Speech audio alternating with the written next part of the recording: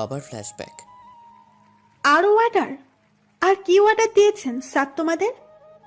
যদিও মুখ থেকে কথা বের হচ্ছিল না, অস্ফুট স্বরে বলে উঠলাম, আপনাকে রেপ করার হুকুম আছে আমাদের উপর। আর উনি আপনার অবস্থাই করতে বলেছেন, যাতে আপনি নিজেই নিজের চেহারা থেকে ভয় পেয়ে যান। তোমাদের কি মাথা ঠিক আছে? কি বলছো এগুলো? আমরা দুঃখিত ম্যাম, আমাদের উপরে অর্ডার আছে, আমাদের অর্ডার ফলো করতেই হবে। না, তোমরা আমাকে জোর করে ধরে নিয়ে এসেছো এখানে। আমি প্রয়োজন পড়লে ক্ষমা করে দেব তোমাদের, কিন্তু আমার সাথে এত বড় অন্যায় করো না। আমাদের কিছুই করার নেই ম্যাম। আচ্ছা, তোমাদের স্যার আর কি কি অর্ডার দিয়েছেন তোমাদের বলো। আমাকে ধর্ষণ করে মেরে ফেলা হবে, তাই তো? উনি এখনো না, না উনি এখনো সেই অর্ডার দেননি, তবে যদি দিয়ে থাকেন আমাদের সেটা ফলো করতে হবে। তোমরা আসলে মানুষ নও, টাকার কাছে বিক্রি হয়ে গেছো তোমরা। টাকার লোভ হিতাহিত জ্ঞান শূন্য করে দিয়েছে তোমাদের। আপনি যা খুশি ভাবতে পারেন। আচ্ছা, তোমাদের অনেক টাকা চাই, তাই তো? আমি টাকা দেব তোমাদের, তার পরিবর্তে এখান থেকে যেতে দাও আমাকে। না, সেটা কিছুতেই সম্ভব নয়। আপনাকে আপাতত এখানে থাকতে হবে কয়েকদিন। লোক দুটো আমার কোনো কথাই কানে নিল না। সারা রাত একটা ঘরের ভেতরে আটকে রাখে আমাকে। একটা মেয়ের কাছে নিজের সম্মানের থেকে বড় কিছুই হয় না। প্রতিটি মুহূর্তে আমাকে সেই সম্মান হারানোর ভয়ে অতিবাহিত করতে হয়েছে। এটা যে কতটা যন্ত্রণাদায়ক আমার থেকে কেউ ভালো বুঝতে পারবে না। আর এসবের পেছনে একজনকেই দায়ী ভাবতাম আমি, আর সে হলে তুমি। তোমার প্রতি আমার সমস্ত ভালোবাসা, বিশ্বাস, ভরসা ঘৃণায় পরিবর্তিত হতে লাগলো। এতটা ঘৃণা আমি কখনো কাউকে করিনি যতটা সেই মুহূর্তে তোমাকে করেছিলাম। তারপর কি হলো? তার পরের দিন লোক দুটো আবার ওই বাংলোতে ফিরে আসে। আমি ওদের উদ্দেশ্যে বুঝতে পারি ওরা নিশ্চয়ই নিজেদের উদ্দেশ্য পূরণ করতে এসেছে আমার কাছে। আমার কোনো আকুতি মিনতি ওদের কানে পৌঁছালো না। খাটের সাথে আমার হাত দুটো বেঁধে ফেললো ওরা, যাতে আমি চিৎকার চেঁচামেচি করতে না পারি। তাই আমার মুখ বন্ধ করে রাখে। নিজেকে একটা অসহায় মৃগ শিশুর মতো মনে হচ্ছিল, যার উপরে দুটো হিংস্র পশু এক্ষুনি ঝাঁপিয়ে পড়বে আর তার সর্বোচ্চ লুটে দেবে। যদিও লোক দুটো তখনও যথেষ্ট শান্ত ছিল। কোনো মানুষ তো ঠান্ডা মাথায় ধর্ষণ করতে পারে, এটা কল্পনাতীত ছিল আমার কাছে। ওরা আমার কাছাকাছি চলে আসে। নিজের সর্বনাশকে সাক্ষাৎ থেকে দেখছিলাম আমি। এরপর সবাইকে চমকে দিয়ে হঠাৎ ঘরের ভেতরে ঢুকে পড়লো, তার সাথে আরো 2-3 জন লোক। লোকগুলো তাদের 2জনকে ধরে ফেললো, তারপর পুলিশের দেবার নাম করে বাইরে নিয়ে যায়। আমি আমার উদ্ধারকারীর নিকট ছুটে যাই। সে আমাকে তার বুকে ছড়িয়ে নেয়। আমায় নানা প্রকারের সান্ত্বনা দিতে থাকে সে। আর সেই লোকটা আর কেউই ছিল না, সে ছিল তোমার নিজের বাবা। আমি তাকে সেই সময় সেই জায়গায় দেখে অবাক হই। বাবা, আপনি এখানে? আমি জেনে গিয়েছিলাম তোমাকে এখানে আটকে রাখা হয়েছে, সেই কারণেই তো বাঁচাতে আসলাম তোমায়। কিন্তু আপনি জানলেন কি করে? আমি শহরদের মুখে সবটা শুনেছি, যখন ও লুকিয়ে লুকিয়ে এই গুন্ডাগুলোদের সাথে কথা বলছিল। ওর সব কথা শুনে নিই। বাবা, উনি এটা কি করে করলেন আমার সাথে? এত বড় প্রতারণা কেন করলেন আমার সাথে? উনি কিনা আমাকে এই অবস্থায় রেখে অন্য কাউকে বিয়ে করে নিলেন। তোমার কথাগুলো শুনে আমি দুঃখ পাচ্ছি না মা, বা অবাকও হচ্ছি না। কারণ যে ছেলে নিজের বাবাকে খুন করার হুমকি দিতে পারে, তার পক্ষে পৃথিবীর সকল জঘন্য কাজ করা সম্ভব। খুন করার হুমকি? কেন? কি হয়েছে বাবা? যখন দেখলাম বিয়ের আসরে তুমি ছাড়া অন্য কেউ আছে, আমি ওর কাছে তোমার কথা জিজ্ঞেস করলাম। ও সোজাসাপটা উত্তর, তোমার মতো বোকা মেয়েকে বিয়ে করা ওর পক্ষে সম্ভব নয়। এটা শুনে আমি ভীষণ রেগে যাই। এক পর্যায়ে বিয়েটা বন্ধ করার চেষ্টা করি। ঠিক সেখানেই ও বাদ সাধল। প্রথমে আমাকে খুন করার হুমকি দিল। আমি ওর কোনো কথা না শোনাতে ও নিজেই খুন করতে চায় আমার। কোনো মতে পালিয়ে এসেছি আমি এখানে। ভাগ্যিস তার আগেই তোমার বিষয়ে জানতে পেরেছিলাম, নয়তো না জানি আজ আর কি কি হতো তোমার সাথে। বাবা, আপনি এগুলো কি বলছেন? হ্যাঁ মা, এখন তুমিই বলো, যে ছেলে নিজের বাবার সাথে এমন ব্যবহার করতে পারে, তার পক্ষে তোমাকে শেষ করে দেওয়া বা তোমার কোনো ক্ষতি করা কি এমন কাজ? কিন্তু আমি এখন কি করব বাবা? উনি তো আমার জীবনটা শেষ করে দিয়েছে। আমার সকল স্বপ্ন, আশা, প্রত্যাশার কবর রচনা করে অন্য কাউকে জীবন সঙ্গিনী করে নিলেন। এখন কি করব আমি? কোথায় যাব? কি করবে মানে? তোমার সাথে ওই কুলাঙ্গার যে অন্যায় করেছে তার প্রতিশোধ নেবে তুমি। প্রতিশোধ? কিন্তু সেটা কি করে সম্ভব? না না, আমি ওনার কোনো ক্ষতি হোক চাই না। এতটা বোকা কেন তুমি যে তোমার জীবনটা বরবাদ করে দিল তাকে এমনি এমনি ছেড়ে দিবে? না, সেটা কখনোই হতে পারে না। আপনি এই কথা বলছেন? হ্যাঁ বলছি, আমিও এই কথা বলছি, ওর বাবা হয়েই বলছি। দেখো, ও আমাদের দুজনের সাথে যা করেছে তার একটাই শাস্তি হতে পারে, আর সেটা হলো ওর মৃত্যু। কি? মৃত্যু? আপনি মেরে ফেলবেন ওনাকে? না না, দেখুন, আপনি আমার জীবন বাঁচিয়েছেন, আমি কৃতজ্ঞ আপনার কাছে, কিন্তু দয়া করে ওসব বলবে না আমার সামনে। আমি তো আগেই বলে দিয়েছি ওনার কোনো ক্ষতি হোক চাই না। মূর্খ মেয়ে, যে তোমাকে বিয়ের স্বপ্ন দেখিয়ে অন্য কাউকে বিয়ে করে নিল, তুমি তো ভালোবাসতে তাকে, তাই না? সে কিনা কতগুলো গুন্ডাদের দিয়ে তোমার, সি সি সি, বলতে লজ্জা হচ্ছে আমার। এমন একটা জানোয়ারকে ক্ষমা করে দেওয়ার কথা ভাবছো কি করে? দেখো শ্রেষ্ঠা, আমি সোহাদের বাবা। যদি বাবা হয়ে আমি ওর বিরুদ্ধে এত বড় একটা স্টেপ নিতে পারি, তাহলে তুমি কেন পারবে না? এভাবে তোমার বাবা আমার ব্রেন ওয়াশ করতে থাকেন। তার সাথে উনি আমাকে বিভিন্ন মাদক দ্রব্য গ্রহণ করতে বাধ্য করতেন, যার ফলে দ্রুত আমি ওনার কথাতে প্রভাবিত হতে থাকি। এক পর্যায়ে আমি পুরোপুরি ওনার বশে চলে আসলাম। ওনার সমস্ত অর্ডার ফলো করতাম আমি। উনি বহুবার আমাকে সুযোগ করে দিয়েছেন তোমাকে শেষ করার, কিন্তু তোমাকে মারতে গিয়েও মারতে পারিনি আমি। তুমি সামনে চলে আসতেই হাত পা কাঁপতো আমার, জানি না কোনো অদৃশ্য শক্তি আটকে দিত আমায়। এভাবে নিজের কাছে পরাজিত হয়েছি বারবার, কিন্তু তবু আমি আমার চেষ্টা চালিয়ে গিয়েছি। কখনো তোমাকে শেষ করার দোয়া চাই। অবশেষে তোমার মাধ্যমে তোমার বাবার আসল রূপটা চলে আসলো আমার সামনে। নয়তো কত বড় অনর্থ হয়েছে তো আমি জানি না। স্রষ্টার কথাগুলো শুনে স্তম্ভিত হয়ে গেছি আমি। শিউরে উঠছিলাম বারবার। ওর মুখ থেকে নিঃসৃত প্রতিটি বর্ণনার লাইন নির্বাক করে দিয়েছে আমায়। লক্ষ্য করলাম স্রষ্টার চোখ বেয়ে জল গড়িয়ে পড়ছে। তোমাকে আমি এখনকার সকল কথা খুলে বললেও 1 বছর আগের ঘটে যাওয়া একটা তৃক্ত ঘটনার কথা যে লুকিয়েছি, না, তাতে তোমার বাবার কোনো হাত ছিল না। কিন্তু জানি না সেই কথা কোনোদিন বলার সাহস হবে কিনা আমার। আর সেটা হলো তোমার মায়ের খুন, আর কারোর হাতে নয়। সেদিন রাতে আমার হাতেই হয়েছিল। এই নির্মম সত্য বই বেড়াতে বেড়াতে বড্ড ক্লান্ত হয়ে যাচ্ছি আমি। এই শেষ কোথায় আমি জানি না। কথাগুলো মনে মনে বললাম। ভাগ্যের কথাগুলো সোহাগ তো শুনতে পাইনি। কিন্তু এখন কি করব আমরা? আমাদের যে করেই হোক নকল শ্রেষ্ঠ পর্যন্ত পৌঁছাতে হবে, কারণ একমাত্র ওই জানে যে ও কে। ওর থেকে ওর আসল পরিচয় জানতে হবে আমাদের। হ্যাঁ, কিন্তু ওকে খুঁজে বের করাটা কি এত সহজ হবে? না, সেটা সহজ হবে না, কারণ সে এখন আর আমাদের আওতার ভেতরে নেই। জানি না এখন কোথায় আছে সে। আচ্ছা, এমনটা নয় তো ও পালিয়ে আমার বাবার কাছে যায়নি তো? তোমার বাবার কাছে? দেখো শ্রেষ্ঠা, একটা কথা বলি। এতদিন তুমি যেমন বাবার ষড়যন্ত্রের একটা অংশ ছিলে, নকল শ্রেষ্ঠাও কিন্তু তার ব্যতিক্রম নয়।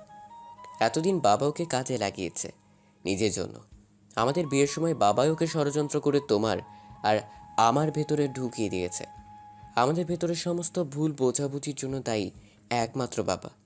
এটা তো ঠিক। হ্যাঁ, কিন্তু আমরা কেউ এই ব্যাপারে নিশ্চিত নই যে ও ঠিক কোথায় আছে এই মুহূর্তে। ওকে আগে না ধরতে পারলে বাবার আসল রহস্যটা কখনোই জানা সম্ভব নয়। সে তোমাকে কেন খুন করতে চাইছে এটা আমাদের যে করেই হোক জানতে হবে। এই প্রশ্নের উত্তর আমিও যে খুঁজে বেড়াচ্ছি। আমার নিজের বাবা কেন খুন করতে চাইছে আমায়? আমার উপর তার এত রাগ কিসের? কিসের এত ঘৃণা? এটা না জানতে পারা পর্যন্ত আমার যে মুক্তি নেই। তোমার মনের অবস্থাটা বুঝতে পারছি আমি। আজ থেকে তোমার আর আমার উদ্দেশ্য একটাই হবে, নকল শ্রেষ্ঠার মাধ্যমে যে করেই হোক তোমার বাবার মুখোশটা টেনে খুলে দেওয়া। আর নকল শ্রেষ্ঠা বাস্তবকে আমার সাথে তার চেহারার মিল কি করে, এই প্রশ্নের উত্তর ওদের দিতে হবে আমাকে। একবার বাকে পাই, তারপর সব বের করে ফেলবো পেট থেকে। আচ্ছা, সে তো বুঝলাম।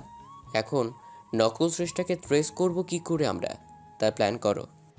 আচ্ছা, এমনটা নয় তো কোথাও ও বাড়িতেই আছে? অর্থাৎ তোমার বাড়িতে? আমার বাড়িতে? আমার বাড়িতে কেন আসবে ও? কেন? এটার অস্বাভাবিক কি? ও ঘরে আগুন লাগিয়ে দিয়ে এক প্রকার পালিয়ে গিয়েছিল। তুমি যে তারপর ভাগ্যক্রমে বেঁচে গিয়েছো সেটা তো জানার কথা নয় ওর। তোমাকে হাসপাতালে নিয়ে আসার সময় বাবার ঘটনাস্থলে উপস্থিত ছিল, তখন বুদ্ধি করে সবাইকে তোমার বেঁচে থাকার ব্যাপারে কাউকে জানাতে বারণ করেছিল, কারণ আমি জানি তুমি মরে গেছো।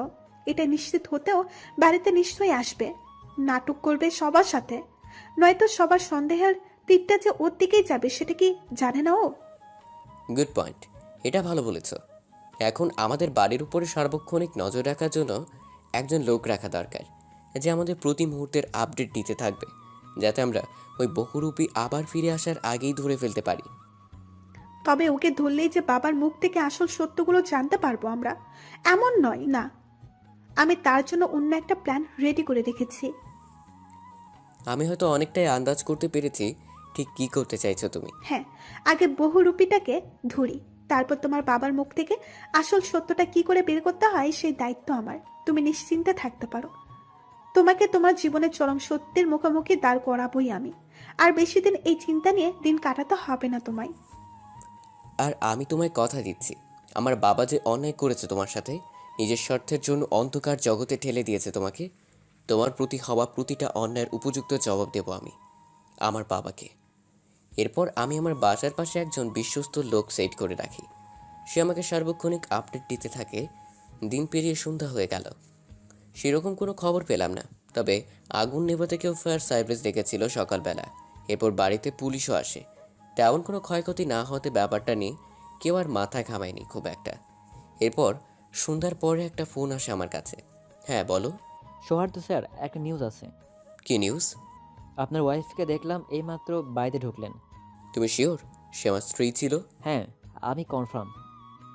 ঠিকই তো, আমার বাড়িতে মহিলা বলতে আর কে আসবে নকল শ্রেষ্ঠা ছাড়া? তার মানে শ্রেষ্ঠা ঠিকই আন্দাজ করতে পেরেছিল। আমি দ্রুত শ্রেষ্ঠাকে ওর আসার কথা জানাই। তারপর দুজনে মিলে বাসার উদ্দেশ্যে রওনা দিলাম। বাসার সামনে গিয়ে দেখি ভেতর থেকে দরজা বন্ধ করা। তার মানে ও সত্যিই আছে ভেতরে। প্রথমে আমি কলিং বেল প্রেস করি। অনেকক্ষণ ধরে কেউ দরজা খুলছে না ভেতর থেকে। হয়তো একটা দ্বিধা দ্বন্দ্বের ভেতরে পড়ে গেছে ও, তাই সিদ্ধান্ত নিতে পারছে না কি করা উচিত। অবশেষে দেখলাম ভেতর থেকে কেউ দরজাটা খুলতে লাগলো। আমি সরে গেলাম। শ্রেষ্ঠা গিয়ে দরজার সামনে দাঁড়ায়। শ্রেষ্ঠার মাথার প্রচুর বুদ্ধি ধরে। ও নকল শ্রেষ্ঠাকে প্রথমেই ভোরকে দিতে দরজার সামনে গিয়ে দাঁড়ালো, যাতে সহজে তাকে কাবু করা যায়। দরজা খুলতে দেখলাম আমাদের অনুমানই সত্যি। ভেতর থেকে বেরিয়ে এলো নকল শ্রেষ্ঠা। চোখের সামনে শ্রেষ্ঠাকে দেখে অবাক হয়ে গেল। এরপর আমি যখন শ্রেষ্ঠার পাশে গিয়ে দাঁড়াই, যেন একটা হাই ভোল্টেজের শক খেলো সে। ভয়, আতঙ্ক আর বিস্ময়ে পা কাঁপতে লাগলো তার। দরজা খুলে এত বড় একটা দৃশ্য দেখতে হবে দুঃস্বপ্নেও ভাবতে পারিনি। আমাদের দুজনকে সামনে দাঁড়িয়ে থাকতে দেখে ফেক শ্রেষ্ঠার মাথায় আকাশ ভেঙে পড়ার উপক্রম। ভয় ভয় শ্রেষ্ঠাকে উদ্দেশ্য করে বলতে লাগলো সে, এ কি, তুমি এখানে? তুমি এখন এখানে কেন? আর এখানে কি করছো? প্রশ্নটা শেষ হতে না হতেই শ্রেষ্ঠা ঠাস করে একটা চর বসিয়ে দিল ওর গালে। আমি এখানে মানে? এটা তো আমার সুহাদ্দের ঘর। এই জায়গায় আজ আমার থাকার কথা ছিল। তুই এখানে কি করে এলি সেটা আগে বল। তার আগে বল, কে তুই? Shut up, just shut up. Sauhardya আমার হাজবেন্ড। তুমি আমাকে এত প্রশ্ন করার কে? হ্যাঁ, হাজবেন্ড? যাকে আগুনে পুড়িয়ে মারতে একটা বারের জন্য হাত কাঁপলো না? কোন মুখে তাকে নিজের হাজবেন্ড দাবি করস? ওই মুখে আর একবার সুহাদ্দের নাম উচ্চারণ করলে জিভ টেনে ছিঁড়ে ফেলবো আমি তোর। আমি দাঁড়িয়ে দাঁড়িয়ে ওদের কথাগুলো শুনছি। তুমি আমার কিছুই করতে পারবে না। আমাকে চেনো না তুমি। হ্যাঁ, চেনার জন্যই তো এসেছি। আগে বল তুই কে? আমার আর সুহাদ্দের ভেতরে এলি কি করে তুই? আমি কিছুই বলতে পারবো না। আমায় মেরে ফেললেও না।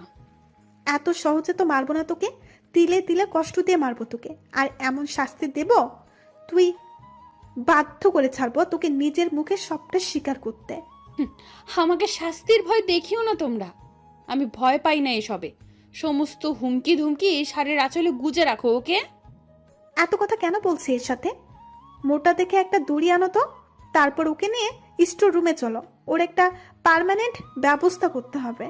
আমাকে উদ্দেশ্য করে বলল শ্রেষ্ঠা। আমি একটা দড়ি নিয়ে আসলাম। তারপর নকল শ্রেষ্ঠাকে স্টোর রুমে নিয়ে যাওয়া হলো। শ্রেষ্ঠা দড়ি দিয়ে ওকে একটা চেয়ারের সাথে বাঁধলো। জানতাম তুই সহজে নিজের মুখে স্বীকার করবি না কিছুই, আর সেটা আমাদের জন্য পর্যাপ্ত নয়। তুই তো চুনোপুটি। রাঘব বোয়ালকে ধরার পালা এখন। আমায় এখানে আটকে রেখে কি করতে চাইছো তোমরা? ছেড়ে দাও বলছি। ভালো হচ্ছে না একদম। এই ঘর থেকে ওর কিছু কাপড় নিয়ে আসো তো। এখন কাপড় দিয়ে কী হবে? আনতে বলছি, আগে আনো, তারপর দেখো কি করি। আমি কিছু কাপড় নিয়ে এসে শ্রেষ্ঠার হাতে দিলাম। ও আমাকে বাইরে রেখে স্টোরের দরজা বন্ধ করে দিল। প্রায় 5 মিনিট পরে দরজা খুলল। শ্রেষ্ঠার দিকে তাকিয়ে হতবাক না হয়ে পারলাম না। ও পুরোপুরি নকল শ্রেষ্ঠার মতো সেজেছে। আর নকল শ্রেষ্ঠাকে অন্য পোশাক পরিয়ে সাথে কিছু খাবার রেখে স্টোর রুমের দরজা বন্ধ করে দেয়। এবার বুঝতে পারলে তো কি করতে চলেছি আমি? হ্যাঁ, খুব বুঝতে পেরেছি। নকল শ্রেষ্ঠা বন্দি আছে, ও এখন আর কারোর সাথেই যোগাযোগ করতে পারবে না। এই সুযোগে কিছুক্ষণের জন্য আমি নকল শ্রেষ্ঠা, তোমার বাবার কাছে নকল শ্রেষ্ঠাই হয়ে যাব আমি। আর আশা করি তুমি তোমার সকল প্রশ্নের উত্তর খুব শীঘ্রই পেয়ে যাবে সুহাদ্দ। শ্রেষ্ঠার দিকে অবাক হয়ে তাকিয়ে আছি আমি। একসময় হাবাগোবা সহজ সরল প্রকৃতির সেই শ্রেষ্ঠাকে যেন চিনতেই পারছি না আমি। জীবনের ঘাত প্রতিঘাত ওর ভেতরটাই পাল্টে দিয়েছে একেবারে। শ্রেষ্ঠা নকল শ্রেষ্ঠার বেশে বাইরে বেরিয়ে গেল। আমার গ্রামের বাড়ির উদ্দেশ্যে রওনা দিল সে। কারণ আমাদের জানানোতে বাবা এখন ওখানেই আছে, সেখানে গেলেই তাকে পাওয়া যাবে। গ্রামের বাড়িতে পৌঁছতে পৌঁছতে সকাল হয়ে গেল। গ্রামের বাড়িতে একটা বড় ফার্ম আমাদের, বাবা সেটারই দেখভাল করে। আমাদের গ্রামটা শহরের অনেকটা কাছাকাছি, তাই চারপাশের পরিবেশে একটা শহুরে ভাব বিরাজ করে। শ্রেষ্ঠা ফার্মের ভেতরেই বাবাকে পেয়ে গেল। বাবা যথারীতি শ্রেষ্ঠাকে আমার স্ত্রী অর্থাৎ নকল শ্রেষ্ঠা ভেবে ভুল করে। সে শ্রেষ্ঠাকে ওই সময় গ্রামের বাড়িতে দেখে বেশ অবাক হয়। কি ব্যাপার প্রজ্ঞা, তুমি এখন এই সময়ে? ও, তার মানে বহুরূপীর আসল নাম প্রজ্ঞা, মনে মনে ভাবল শ্রেষ্ঠা। তুমি এখন এখানে কেন? আর সৌহার্দ্য কোথায়? আমার সাথে এইভাবে দেখা করতে এসেছো কেন? ও জানতে পারলে কি হবে ভাবতে পারছো? আমি এত কিছু ভেবে আসিনি এখানে। তো কেন এসেছো?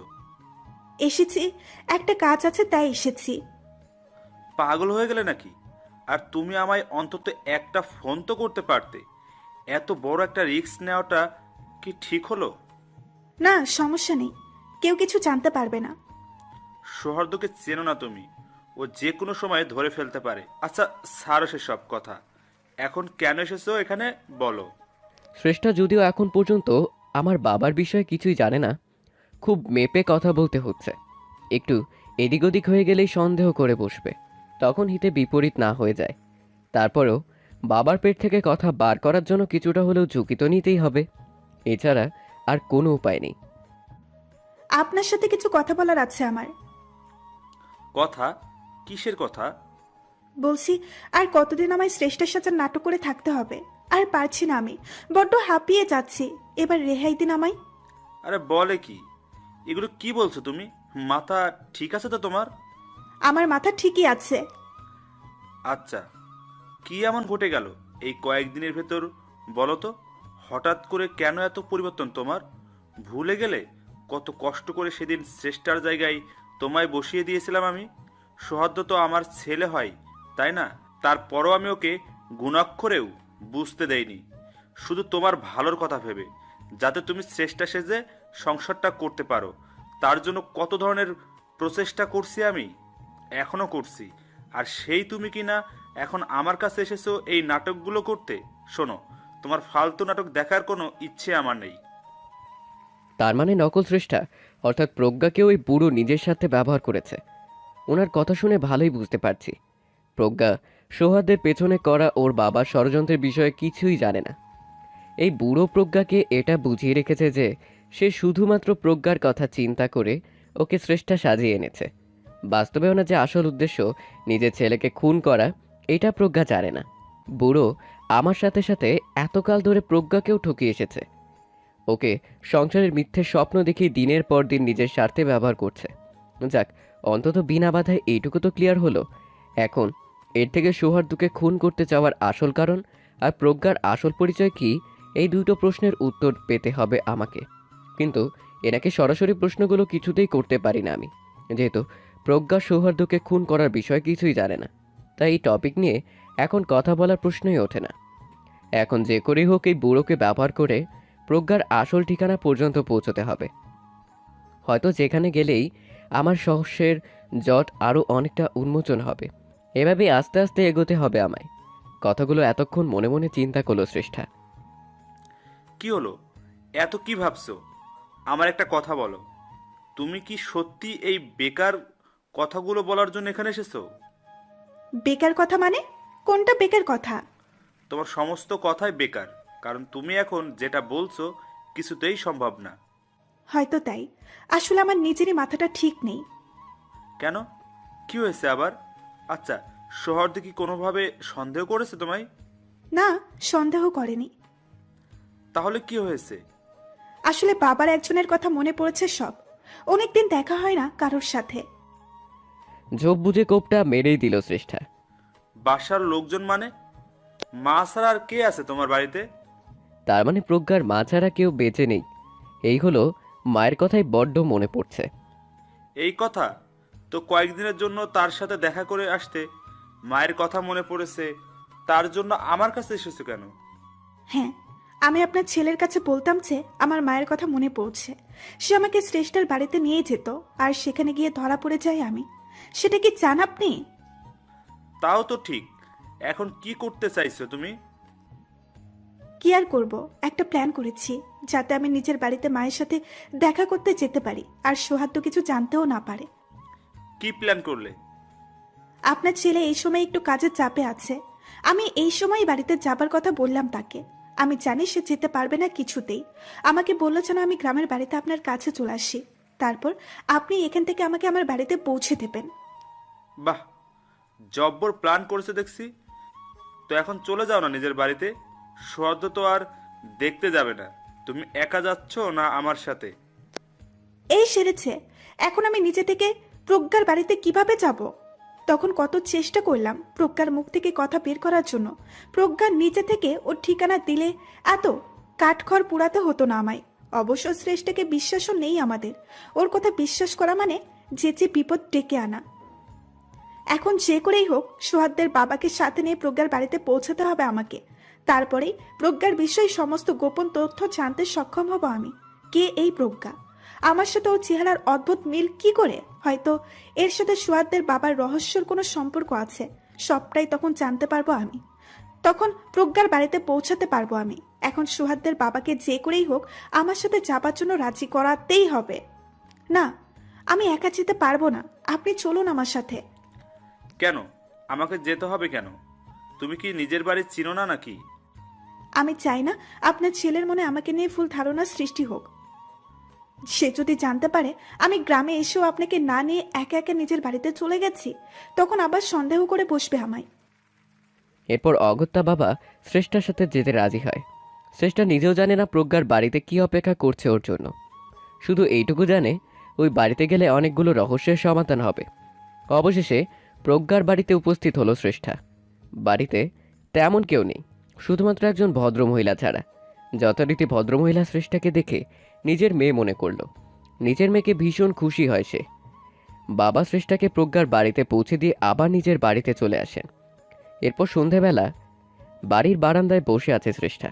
একটু পরে ভদ্রমহিলা 2 কাপ চা হাতে সেখানে উপস্থিত হলো। 1 কাপ শ্রেষ্ঠার হাতে, বাকিটা নিজে নিয়ে বসে পড়ল। শ্রেষ্ঠা বুঝতে পারছে না কিভাবে কথা শুরু করবে ওর সাথে। তাছাড়া সে সারাদিন কাজে এত ব্যস্ত ছিল, কোনো প্রশ্ন করার সময় পায়নি। তা তোর কি খবর বল? এই তো চলে যাচ্ছে কোনো রকম। তোমার কি অবস্থা? আমার অবস্থা তো দেখতেই পাচ্ছিস। তা কোনো রকম চলে যাচ্ছে মানে? তুই কি ভালো নেই ওই বাড়িতে? ভালো থাকবো না কেন? ভালোই আছি। কি যে বলো না। শ্রেষ্ঠা ইচ্ছে করে একটু নেতিবাচক আচরণ করছে, যাতে ওর মাসামি, শ্বশুরবাড়ি, বিয়ে এসব নিয়ে বেশি করে প্রশ্ন করে, নয়তো এর পেট থেকে কথা বের করা মুশকিল। না, তোর গলার স্বর তো ভিন্ন কথা বলছে। তুই কি সৌহার্দের সাথে ভালো নেই? আমায় খুলে বল মা। শ্রেষ্ঠা প্রজ্ঞার মায়ের সামনে আমতা আমতা করতে লাগলো। আচ্ছা, ও তোর আসল পরিচয় জেনে গেল না তো আবার? বা কিছু সন্দেহ করেছে নাকি? সন্দেহ সন্দেহ করবে? সন্দেহ কেন করতে চাপে? সন্দেহ করবে না মানে? তুই যে আসল শ্রেষ্ঠা নস, এমনটাও তো হতে পারে সৌহার্দ সেটা খানিক আন্দাজ করতে পেরেছে। ভালোই গল্প বানাতে পারো তুমি মা। আচ্ছা, আমি কি তোমায় এমন কিছু বলেছি? বলিসনি ঠিক, কিন্তু আমি বুঝতে পারি নিশ্চয়ই কিছু একটা তো চলছে তোর মনে। হ্যাঁ, চলছে তো। আর সেটা হলো তোমার পেট থেকে সত্যি কথাগুলো টেনে বের করে আনা, যা তুমি পরম যত্নে লুকিয়ে রেখেছ। কিছু বললি মা? না কিছু না, একটা কথা বলি মা। বল। আর দাঁড়া দাঁড়া, একটা প্রশ্নের জবাব দে। তুই তো সারা জীবন মম বলে ডেকে এসেছিস আমায়, এখন হঠাৎ করে মা বলছিস কেন? কি ব্যাপার? এই সেরেছে, প্রজ্ঞা যে ওই মহিলাকে মম বলে ডাকতো সেটা কি করে জানবে শ্রেষ্ঠা? যাই হোক, একটা উত্তর তো দিতে হবে এখন। আর বলো না, মম বলতে আর ভালো লাগে না। আমি যেখানে থাকি ওইখানে সবাই মাকে মা বলেই ডাকে, তাই ওদের দেখা দেখি নিজের হ্যাবিটটা চেঞ্জ করে ফেললাম। তাছাড়া মা ডাকের ভেতরে আলাদা একটা ব্যাপার আছে, তাই না? এটা এতদিন বুঝতে পারি নাই। তুই আসলে বিয়ের পর অনেক পাল্টে গিয়েছিস। আমি যেন সম্পূর্ণ অন্য এক প্রজ্ঞাকে দেখছি, তবে মন্দ লাগছে না। এখন বল, কি বলতে চেয়েছিলি? শোনো মা, ধরো এখন আবার আসল শ্রেষ্ঠ ফিরে আসলো, তখন আমার কি হবে? এইসব কি বলছিস তুই? শ্রেষ্ঠা ফিরে আসবে মানে?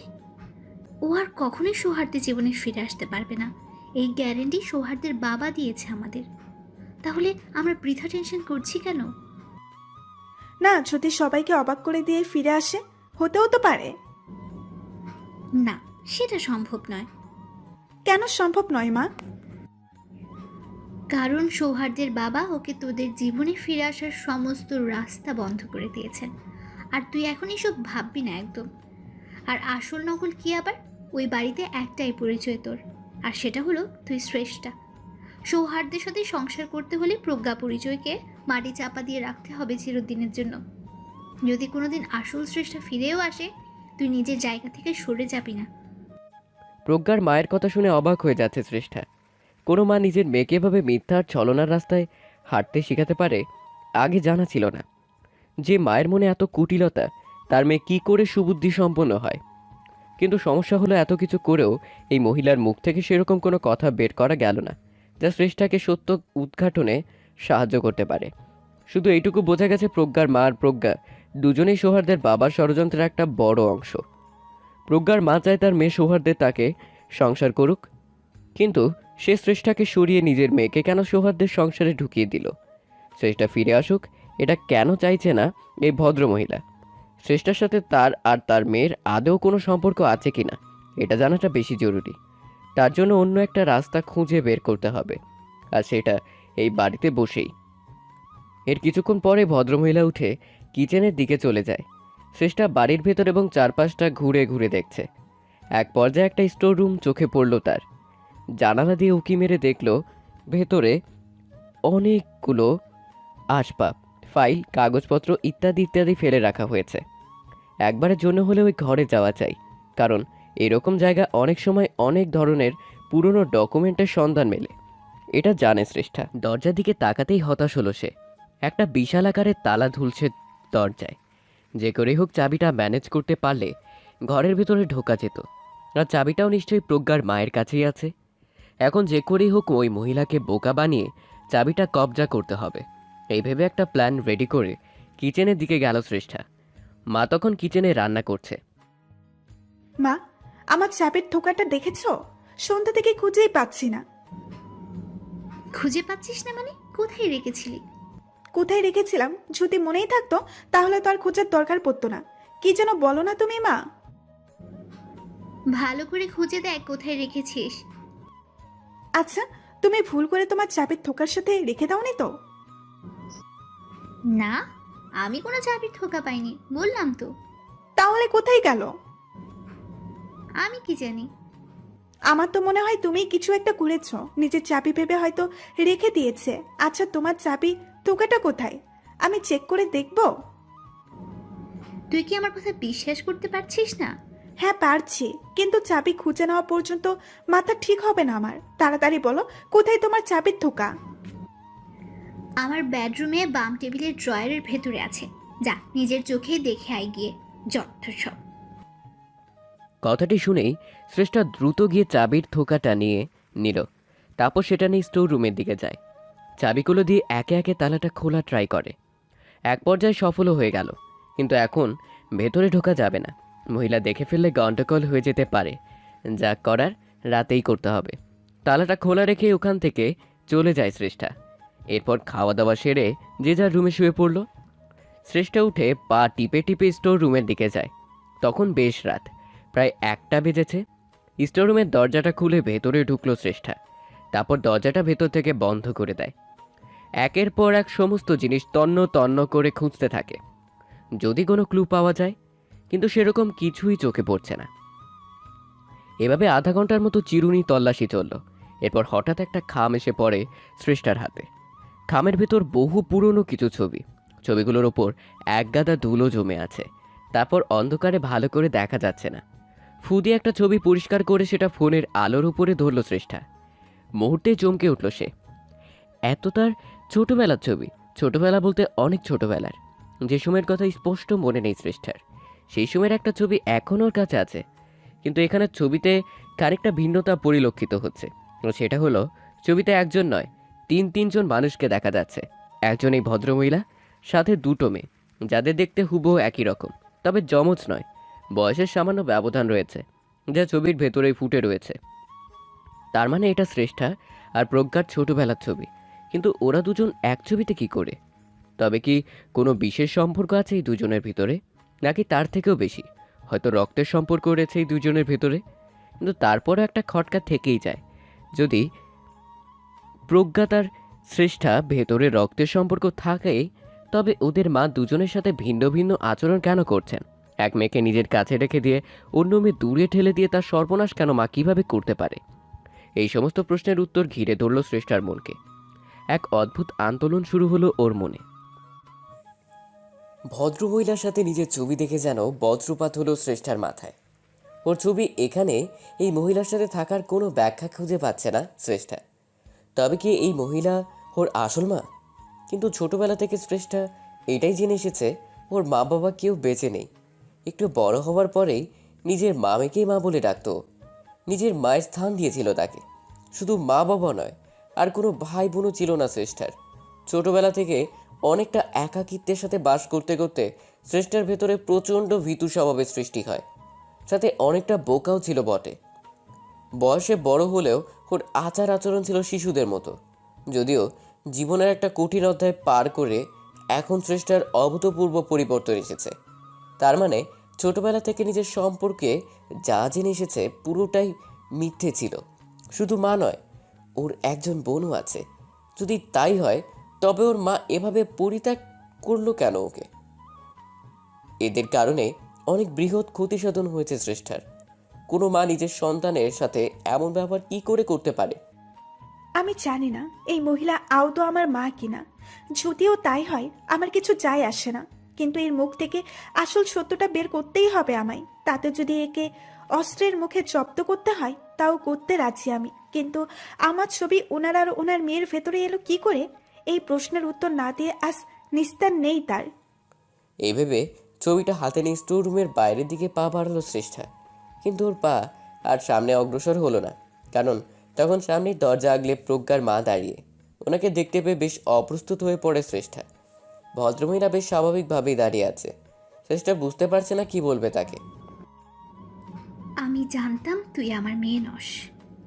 তুই আর যেই হোস, আমার প্রজ্ঞা তুই নস। ও, তার মানে তুমি বুঝতে পেরে গেছো? কি ভেবেছিলি মা তার মেয়েকে চিনতে পারবে না? আসল নকলের তফাৎ বুঝতে পারবে না? আমাকে সৌহার্দের বাবার মতো বোকা পেয়েছিস তুই? যখন জানতেই পেরেছিল আমি তোমার মেয়ে নয়, তাহলে কেন বললে না? এত নাটক কেন করলে? নাটক? আমি নাটক করেছি? নাটক তো করছিস তুই। বল, আমার বাড়িতে আমার মেয়ে সেজে কেন এসেছিস? আর তার আগে ওই বোকা বুড়ো লোকটাকে আসল ঘটনা তো জানাতে দেয়। তোকে কেউ এত বড় বোকা বানালো, আর সে কিনা জানতেই পারবে না? এই বলে প্রজ্ঞার মা ফোনটা হাতে নিয়ে নাম্বার ডায়াল করতে যাবে, ঠিক তখন শ্রেষ্ঠা স্টোর রুম থেকে একটা ভাঙা ফুলদানি মহিলার কপাল বরাবর সজোরে ছুঁড়ে মারল। অস্ফুট চিৎকার দিয়ে মাটিতে লুটিয়ে পড়ল সে। সেই সুযোগে শ্রেষ্ঠা তার দিকে ছুটে যায়। সবার আগে তার থেকে ফোনটা কেড়ে নিল। প্রজ্ঞার মা আবারও উঠে দাঁড়ানোর চেষ্টা করলে শ্রেষ্ঠা তাকে আবার আঘাত করে ফেলে দেয়। আঘাতের চোটে জ্ঞান হারিয়ে ফেলল সে। শ্রেষ্ঠা সেই সুযোগে তার হাত পা বেঁধে ফেলে। তারপর দেওয়ালের সাথে হেলান দিয়ে বসলো। কিচেন থেকে পানি নিয়ে এসে মুখমণ্ডলে ছিটিয়ে দেয়। একটু পরে জ্ঞান ফিরল ভদ্রমহিলার। ধীরে ধীরে চোখ মেলে তাকালো, কিন্তু তখন সে নিদারুণ অসহায়। অগত্যা হাত পা বাঁধা অবস্থায় একলা অশক্ত মেজের ওপরে বসে আছে। সামনে দাঁড়িয়ে আছে শ্রেষ্ঠা, ওর হাতে একটা ছুরি। এটা কি দেখতে পাচ্ছ? আমাকে বেঁধেছিস কেন? তুই নিজেও জানিস না এটা করে কত বড় সর্বনাশ ডেকে আনলি নিজের। সর্বনাশ? আর কি সর্বনাশ করতে বাকি রেখেছো তুমি? আর তোমার মেয়ে আমাকে সর্বনাশের ভয় দেখাচ্ছ? কি চাস তুই আমার কাছে বল, আর তাড়াতাড়ি ছেড়ে দে আমায়।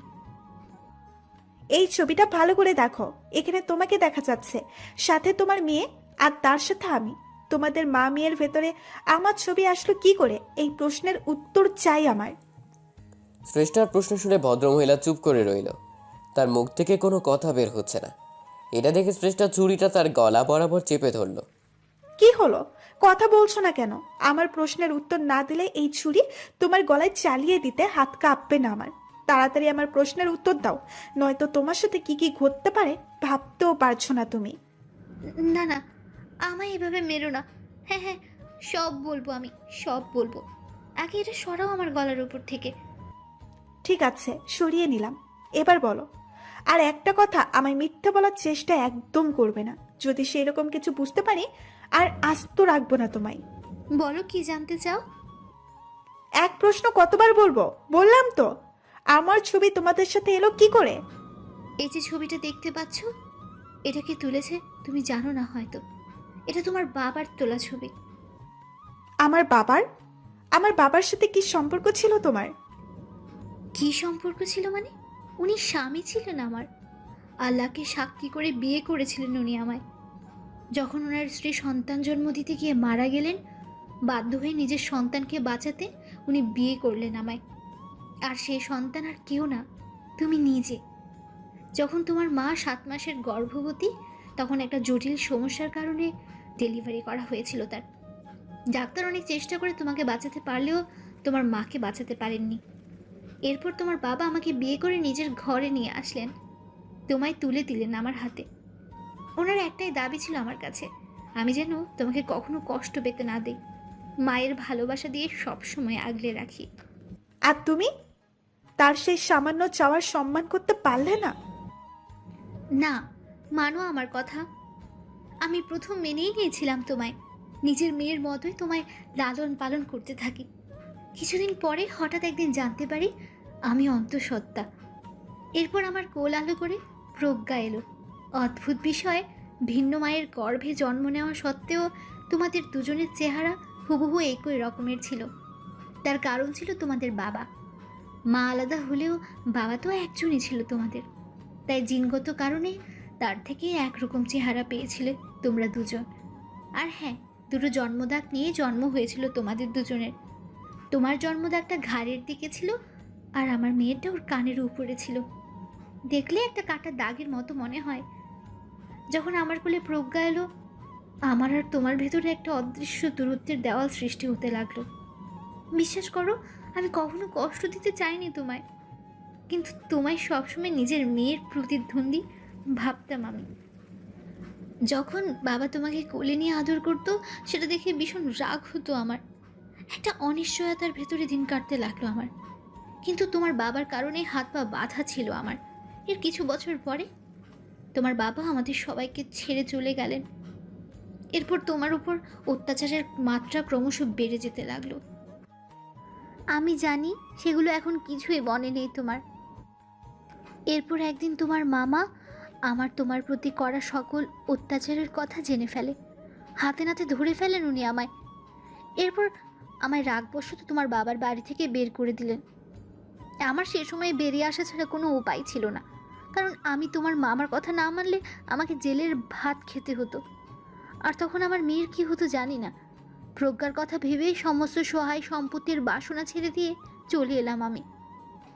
আমাদের সাথে আর কোনো যোগাযোগ রইল না তোমার। এদিকে মামাই তোমায় আদর যত্ন দিয়ে বড় করে তুললেন। তখনও জানতে দেননি তোমার আর প্রজ্ঞার কথা, কারণ উনি চাননি আমাদের কোনো ছায়া পড়ুক তোমাদের উপর। তোমার মামা যতই আমাকে আলাদা করার চেষ্টা করুক না কেন, আমি কিন্তু তোমার সমস্ত খোঁজ খবর ঠিকই রাখতাম। তোমাকে নিজের নজরের আওতার বাইরে যেতে দেইনি। সেই সব না হয় বুঝলাম, কিন্তু আমার বিয়ের সময় তুমি আমার সাথে এত বড় একটা ষড়যন্ত্র কেন করলে বলো? একদিন আমাকে অবাক করে দিয়ে সৌহার্দের বাবা আমার বাড়িতে আসেন। তিনি আমার সাথে কথা বলেন, আমাকে আশ্বাস দেন যে প্রজ্ঞার বিয়ে তোমার হবু বরের সাথে করিয়ে দেবেন উনি, আর তার ফলে তোমার ভাগ্যে নেমে আসবে অপূরণীয় দুঃখ আর কষ্ট। ওনার কথা শুনে পুরনো সকল প্রতিশোধ তখন যেন মাথা ছড়া দিয়ে উঠলো আমার। ভাবলাম তোমাকে জব্দ করে আমার মেয়েকে জিতিয়ে দেবার এই তো সুযোগ। তাই সৌহার্দের বাবার কথায় রাজি হয়ে যায় আমি জানতাম না উনি আসলে আমাকে চিনলেন কি করে, বা আমার বিষয়ে এত কিছু জানলেন কি করে। তখন নিজের মেয়ের জেদ আর তোমার সর্বনাশ দেখে ভেতরে এতটাই উত্তেজনা কাজ করছিল, এত কিছু ভাবার সময় পাইনি। সমস্ত পরিকল্পনা অনুযায়ী বিয়ের দিন তোমাকে কিডন্যাপ করা হলো, আর তোমার জায়গায় বসিয়ে দেওয়া হলো আমার মেয়ে প্রজ্ঞাকে। অথচ বেচারা সৌহার্দের কিছুই জানতে পারল না। ও নিজের অগোচরে আমার মেয়ের সাথেই বিয়েটা করে নিল। জীবনে একবারের জন্য হলেও মা বলে ডেকেছিলাম তোমায় আমি, সেই তুমি আমার এত বড় সর্বনাশ কি করে করলে? আমি যা করেছি নিজের মেয়ের ভালোর জন্য করেছি, ওর সুখের জন্য তোমার বিরুদ্ধে এত বড় ষড়যন্ত্র করেছি আমি। ভালোর জন্য? সুখের জন্য? কিসের ভালো করলে তুমি নিজের মেয়ের? কেউ এসে তার ছেলের সাথে তোমার বিয়ের প্রস্তাব দিল, সেটাও এরকম ছলনার আশ্রয় নিয়ে, আর তুমি কিনা তার কথা মেনে নিলে? আমি জানি না তখন কী ভেবে ওনার কথায় রাজি হয়ে গিয়েছিলাম আমি, কিন্তু নিজের মেয়েকে সুখী করা ছাড়া আর কোনো উদ্দেশ্য ছিল না আমার।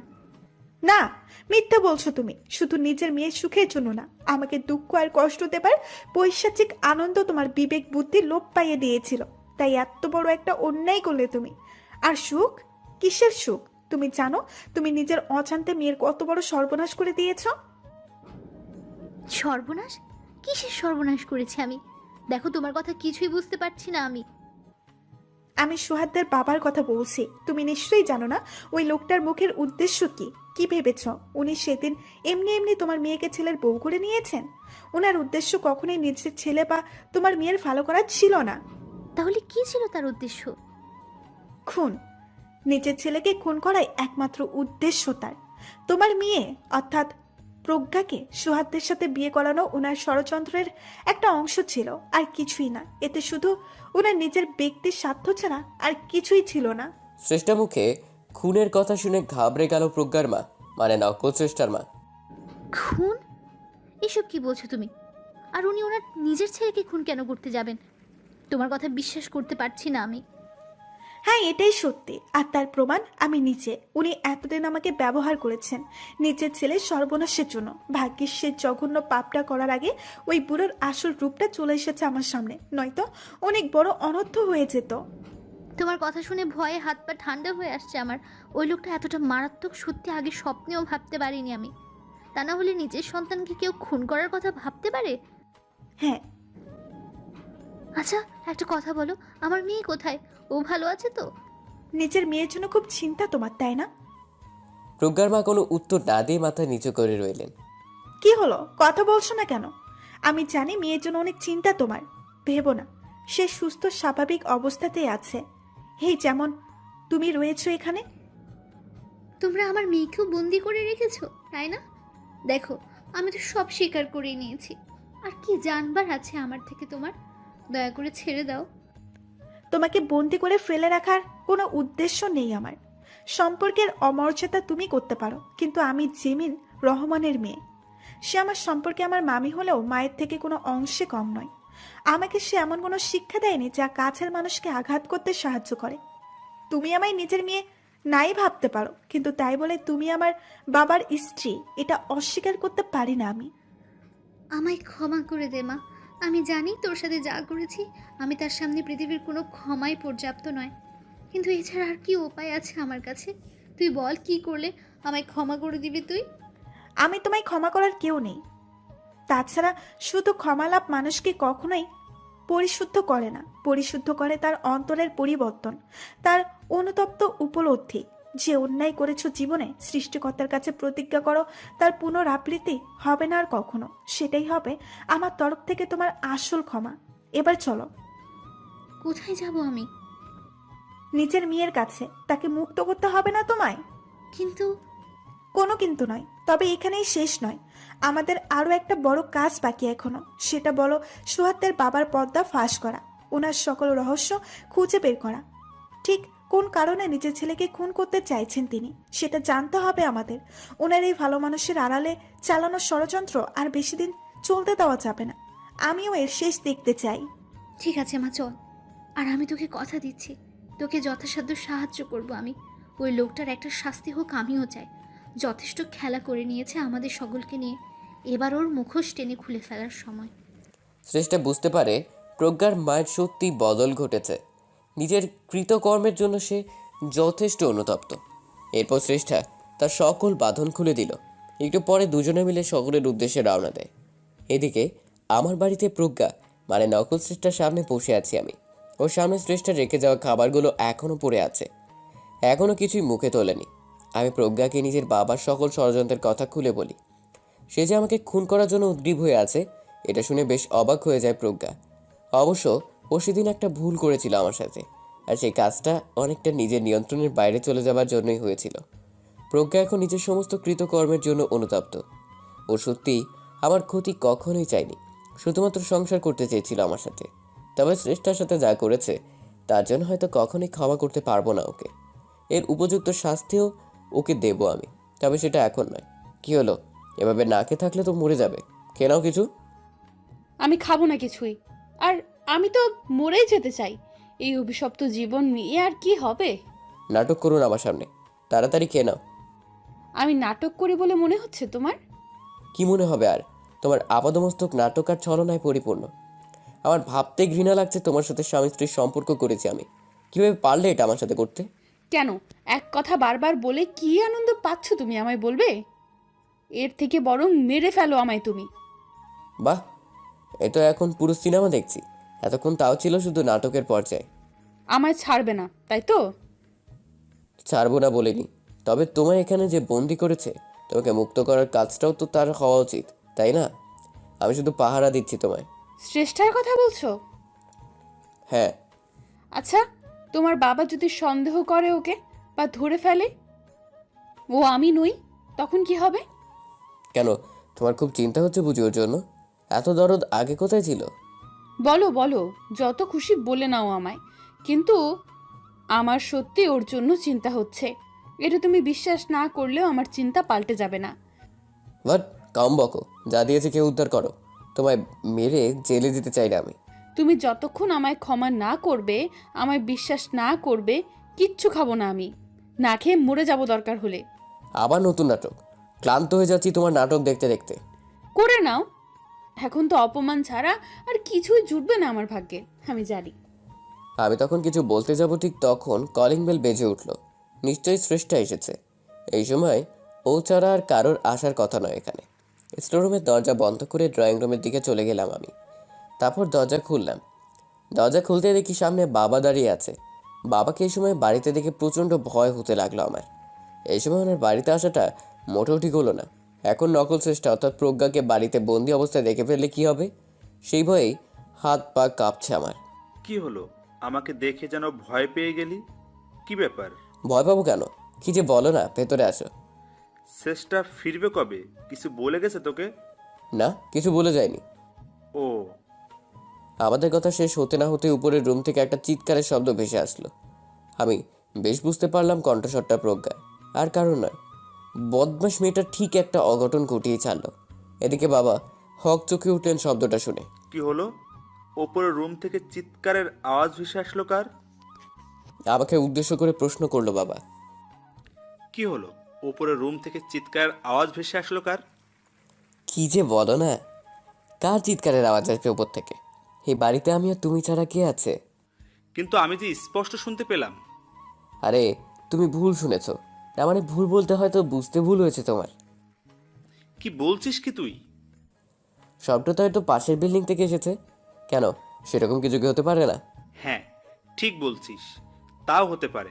আচ্ছা, যাক সে কথা। এখন চল ফ্রেশ হয়ে আসি একটু। ঠিক আছে, যাও। বাবা এই সময় বাড়িতে চলে আসে বিশাল ঝামেলায় পড়ে গেছি আমি।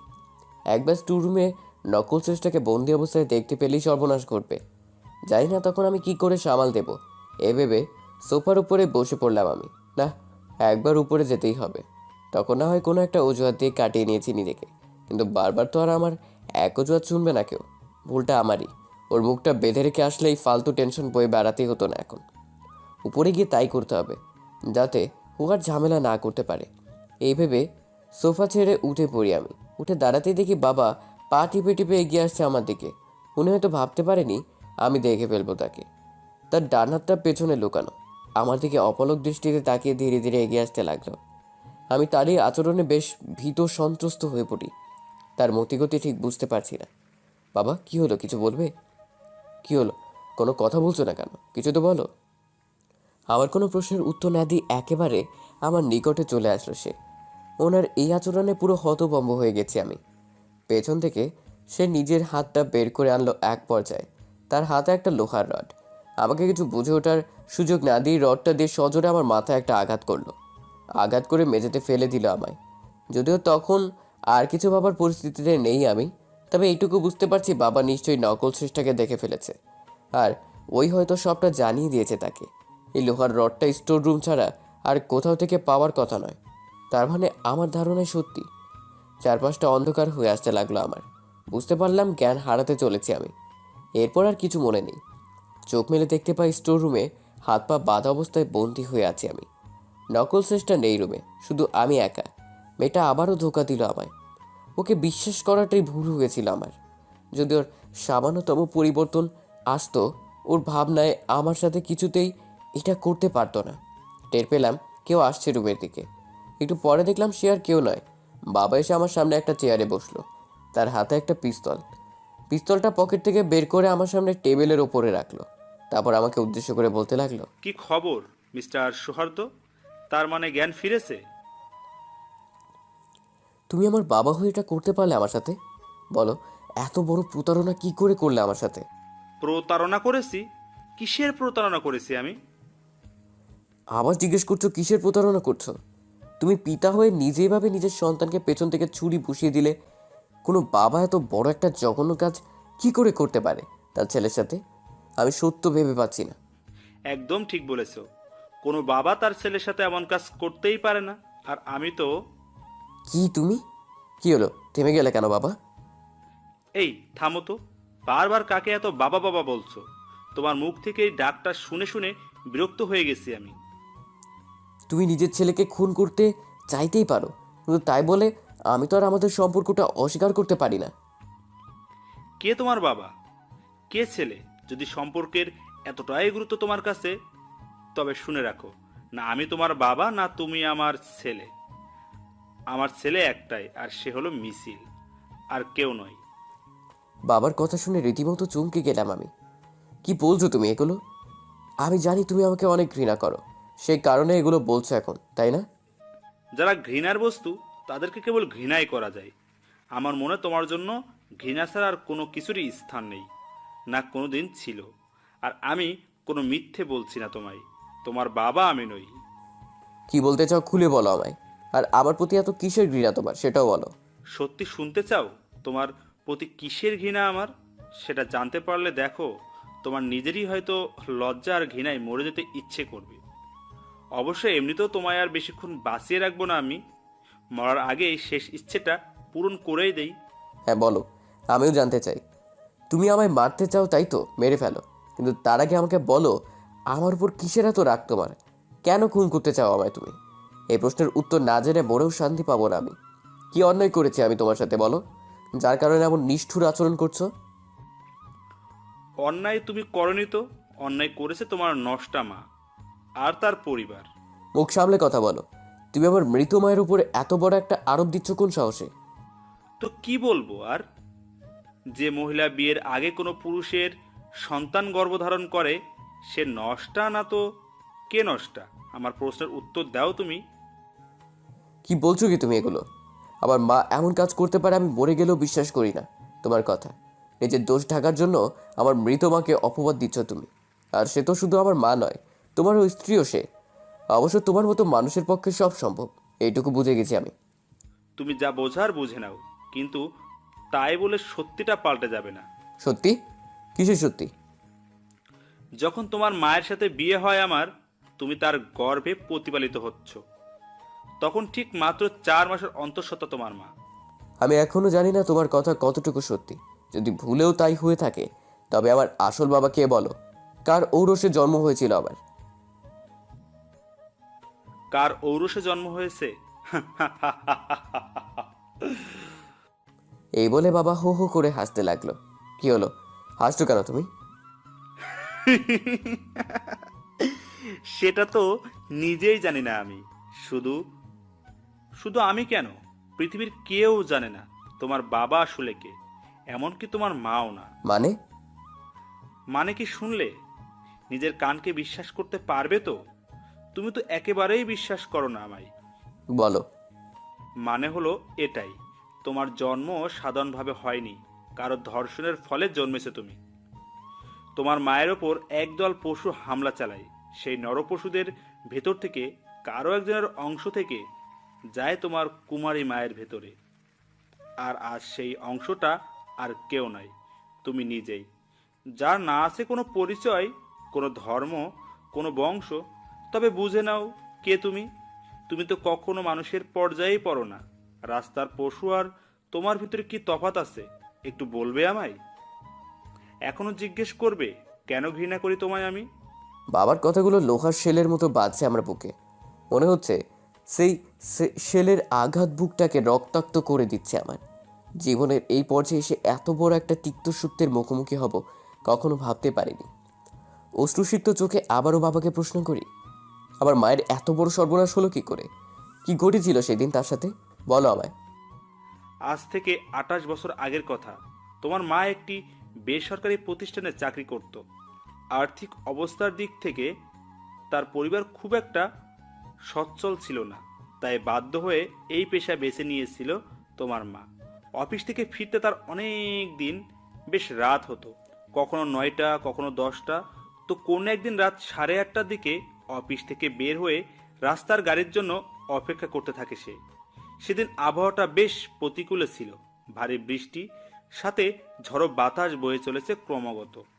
এই সময়ে গাড়ি পাওয়া মুশকিল। বেশ কিছুক্ষণ অপেক্ষা করলো তোমার মা, কিন্তু ভাগ্য তার সদয় হলো না। এরপর সে নিরুপায় হয়ে বাড়ির উদ্দেশ্যে হেঁটেই রওনা হয়। বেশ কিছু পথ অতিক্রম করার পর তার মনে আশার আলো সঞ্চার করে একটা ট্যাক্সি এসে উপস্থিত হলো। তোমার মা দেখতে পায় ভেতরে 2-3 জন ভদ্র মহিলা বোরকা পরে বসে আছে। পুরুষ বলতে ড্রাইভার একজনই। বিষয়টা বেশ ইতিবাচক মনে হলো তার কাছে। তারপর সে ট্যাক্সিতে চেপে নিজের বাসার উদ্দেশ্যে ছুটে চলল। কিন্তু দুর্ভাগ্য, তোমার মা নিজেও জানতো না সে সেদিন জেসে নিজের কত বড় সর্বনাশ ডেকে এনেছিল। তোমার মা এক পর্যায়ে বুঝতে পারলো বোরকা পরা মহিলারা বাস্তবে কতগুলো পুরুষ, যারা এক প্রকার ছদ্মবেশ নিয়ে আছে। বাইরে ঝড়ো বৃষ্টি, তার ভেতরে নিজেকে এতগুলো পুরুষের মাঝে একটা আটকা জায়গায় একলা দেখে ঘাবড়ে যাওয়াটা স্বাভাবিক। সে চেষ্টা করে গাড়ি থেকে নেমে যাবার, কিন্তু তাকে সেই সুযোগ দেওয়া হলো না। একজন লোক তোমার মাকে টান দিয়ে নিজের ওপর ফেলে দিল। কি অসভ্যতা হচ্ছে, ছাড়ুন বলছি আমায়। ড্রাইভার, তুমি কি দেখতে পাচ্ছ না এসব? গাড়ি থামাও বলছি। কথা না শুনলে আমি কিন্তু চিৎকার করব। চিৎকার করবি? তোর চিৎকার কে শুনবে এত রাতে? না, তোমরা এটা করতে পারো না আমার সাথে। আমি কোনো রকম একটা চাকরি করে বাবার সংসার চালাই। ভদ্র ঘরের মেয়ে আমি। দয়া করে আমার ইজ্জত নষ্ট করো না। তোমাদের পায়ে পড়ি, ছেড়ে দাও। আর কতকাল বাবার সংসারে খাটবি? এবার না হয় আমাদের জন্য একটু খাট। নে, খুশি কর আমাদের সবাইকে। না, আমি এসব করতে পারবো না, মরে গেলেও পারবো না। তুই পারবি না, কিন্তু আমরা তো পারবো। চল, তোকে কিছু করতে হবে না, যা করার আমরাই করছি। তোমার মা গুন্ডাগুলোদের নোংরা কথা সহ্য করতে না পেরে ঠাস করে চর বসিয়ে দিল একজনের গালে। এতে ওরা আরো বেশি ক্ষেপে যায় এবং হিংস্র হয়ে ওঠে। তারপর যা হবার তাই হয়েছে।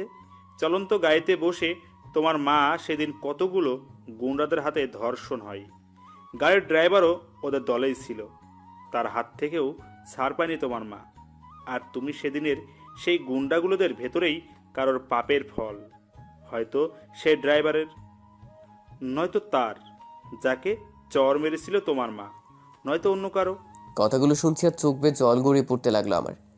যে ছেলেকে নিজের কানে তার মায়ের দর্শন হবার গল্প শুনতে হয়, জানি না কোন পাপ করেছিলাম যার জন্য সৃষ্টিকর্তা এত বড় শাস্তি দিচ্ছেন আমায়।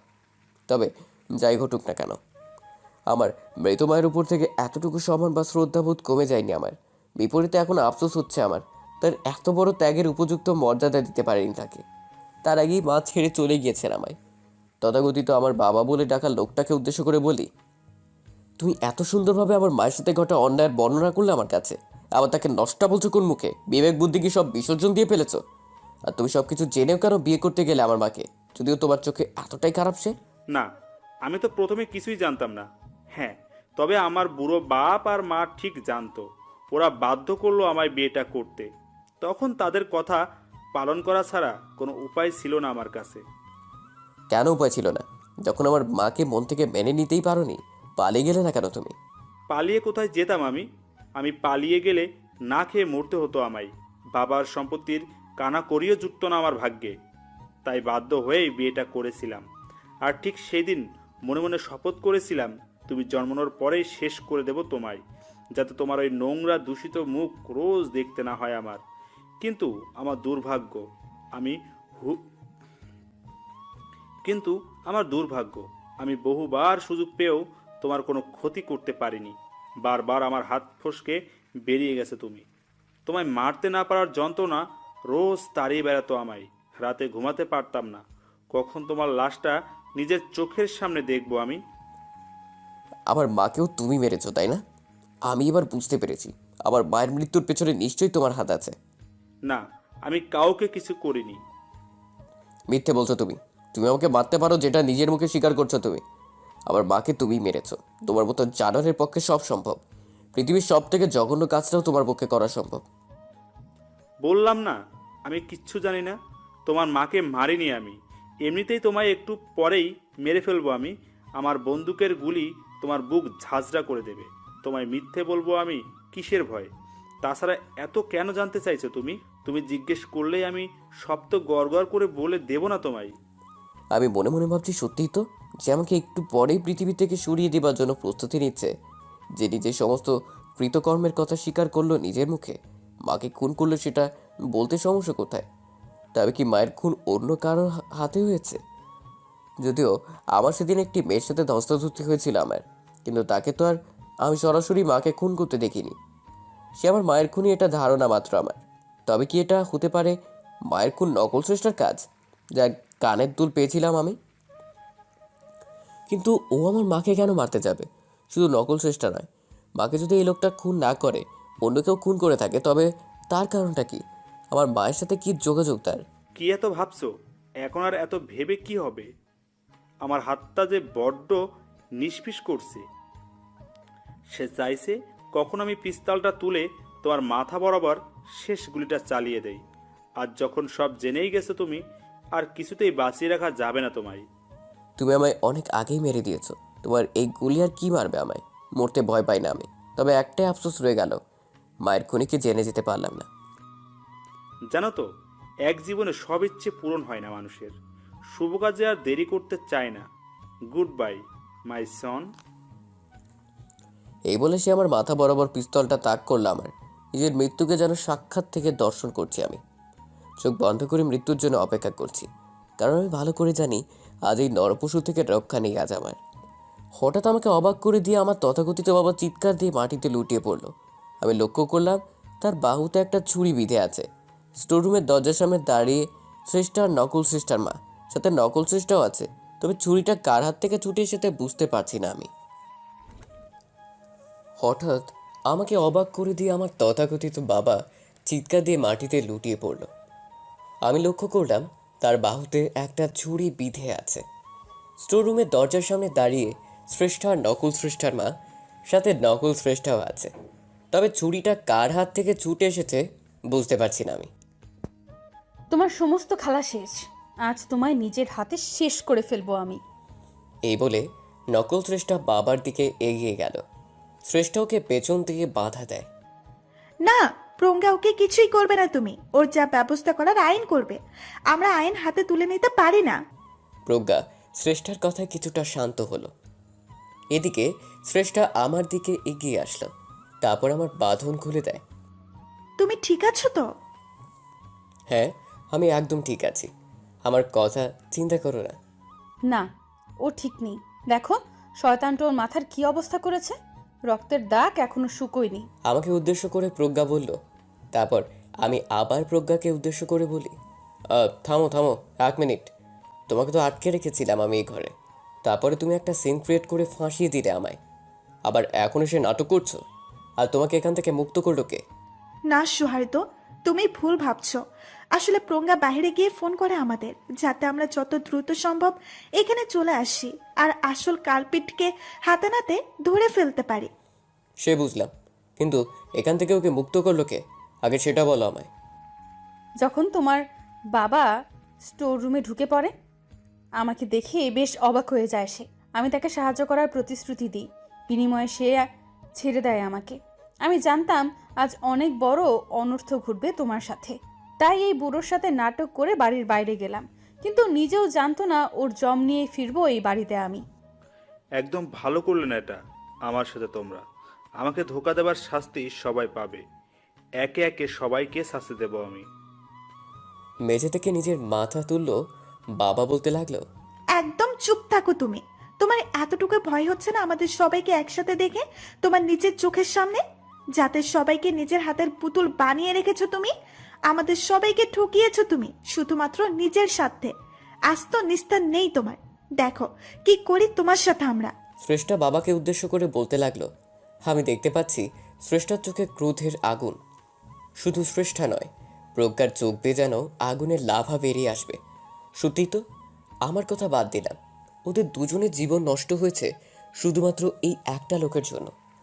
পৃথিবীতে মানুষ সব কিছুর সাথে আপোষ করতে পারে, তবে নিজের জীবনের সাথে নয়। শ্রেষ্ঠার প্রজ্ঞাকে দেখে মনে হচ্ছে ওরা বাবাকে গিলে খাবে। প্রজ্ঞার মাও পাশেই দাঁড়িয়ে আছে, তার মুখে কোনো কথা নেই। তোমরা আমার সাথে কিছুই করতে পারবে না, আর আজকে যেটা সবাই মিলে করলে আমার সাথে, এর ফল ভোগ করতে হবে তোমাদের। আগে নিজেকে তো বাঁচাও, তারপরে আমাদের কথা ভেবো। এমন অবস্থা করব তোমাদের সারা জীবন জেলে পচে মরেও শাস্তির শেষ হবে না তোমার। তুমি নিজে জানো কতগুলো অপরাধ করেছো তুমি। এর শাস্তি কি হতে পারে ধারণা আছে তোমার? শ্রেষ্ঠার কথায় বাবা চুপ করে রইল, কারণ সেই মুহূর্তে বলার মতো কিছুই ছিল না তার। আমি তার মুখে ভয়ের ছাপ স্পষ্ট দেখতে পাচ্ছি। নিজের দুর্বলতা ঢাকতে বিভিন্ন ধরনের হুমকি ধামকি দিচ্ছে সবাইকে, আর কিছু না। এত কিছুর পরেও লোকটা এতটুকু শুধরালো না। এটাই আফসোস যে অপরাধ করেছে যদি তার ভেতর অনুশোচনা বোধের জন্ম না হয়, আমরা কি বা করতে পারবো, আর আইনই বা কি পারবে। এরপর বাসায় পুলিশ ডাকা হলো।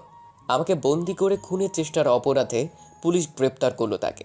তবে শুধু এটাই তার অপরাধ নয়, একটা মেয়েকে প্ররোচিত করে অন্ধকার জগতের দিকে ঢেলে দেওয়া আইনের চোখে অন্যতম জঘন্য অপরাধ। এরও বিচার হবে বাবার। সব অপরাধের বিচার হবে, যা শুধু এখন সময়ের অপেক্ষা। এর 2 দিন পরে তখন বিকেলবেলা বাড়ির ছাদে দাঁড়িয়ে আছে আমি। দেখতে পাচ্ছি মাথার উপর থেকে ধবল বক সারি বেঁধে উড়ে যাচ্ছে। কতটা শৃঙ্খলাবোধ ওদের সবার ভেতরে, যে যার জায়গায় স্থির থেকে উড়ে চলেছে। দেখলে মন জুড়িয়ে যায়।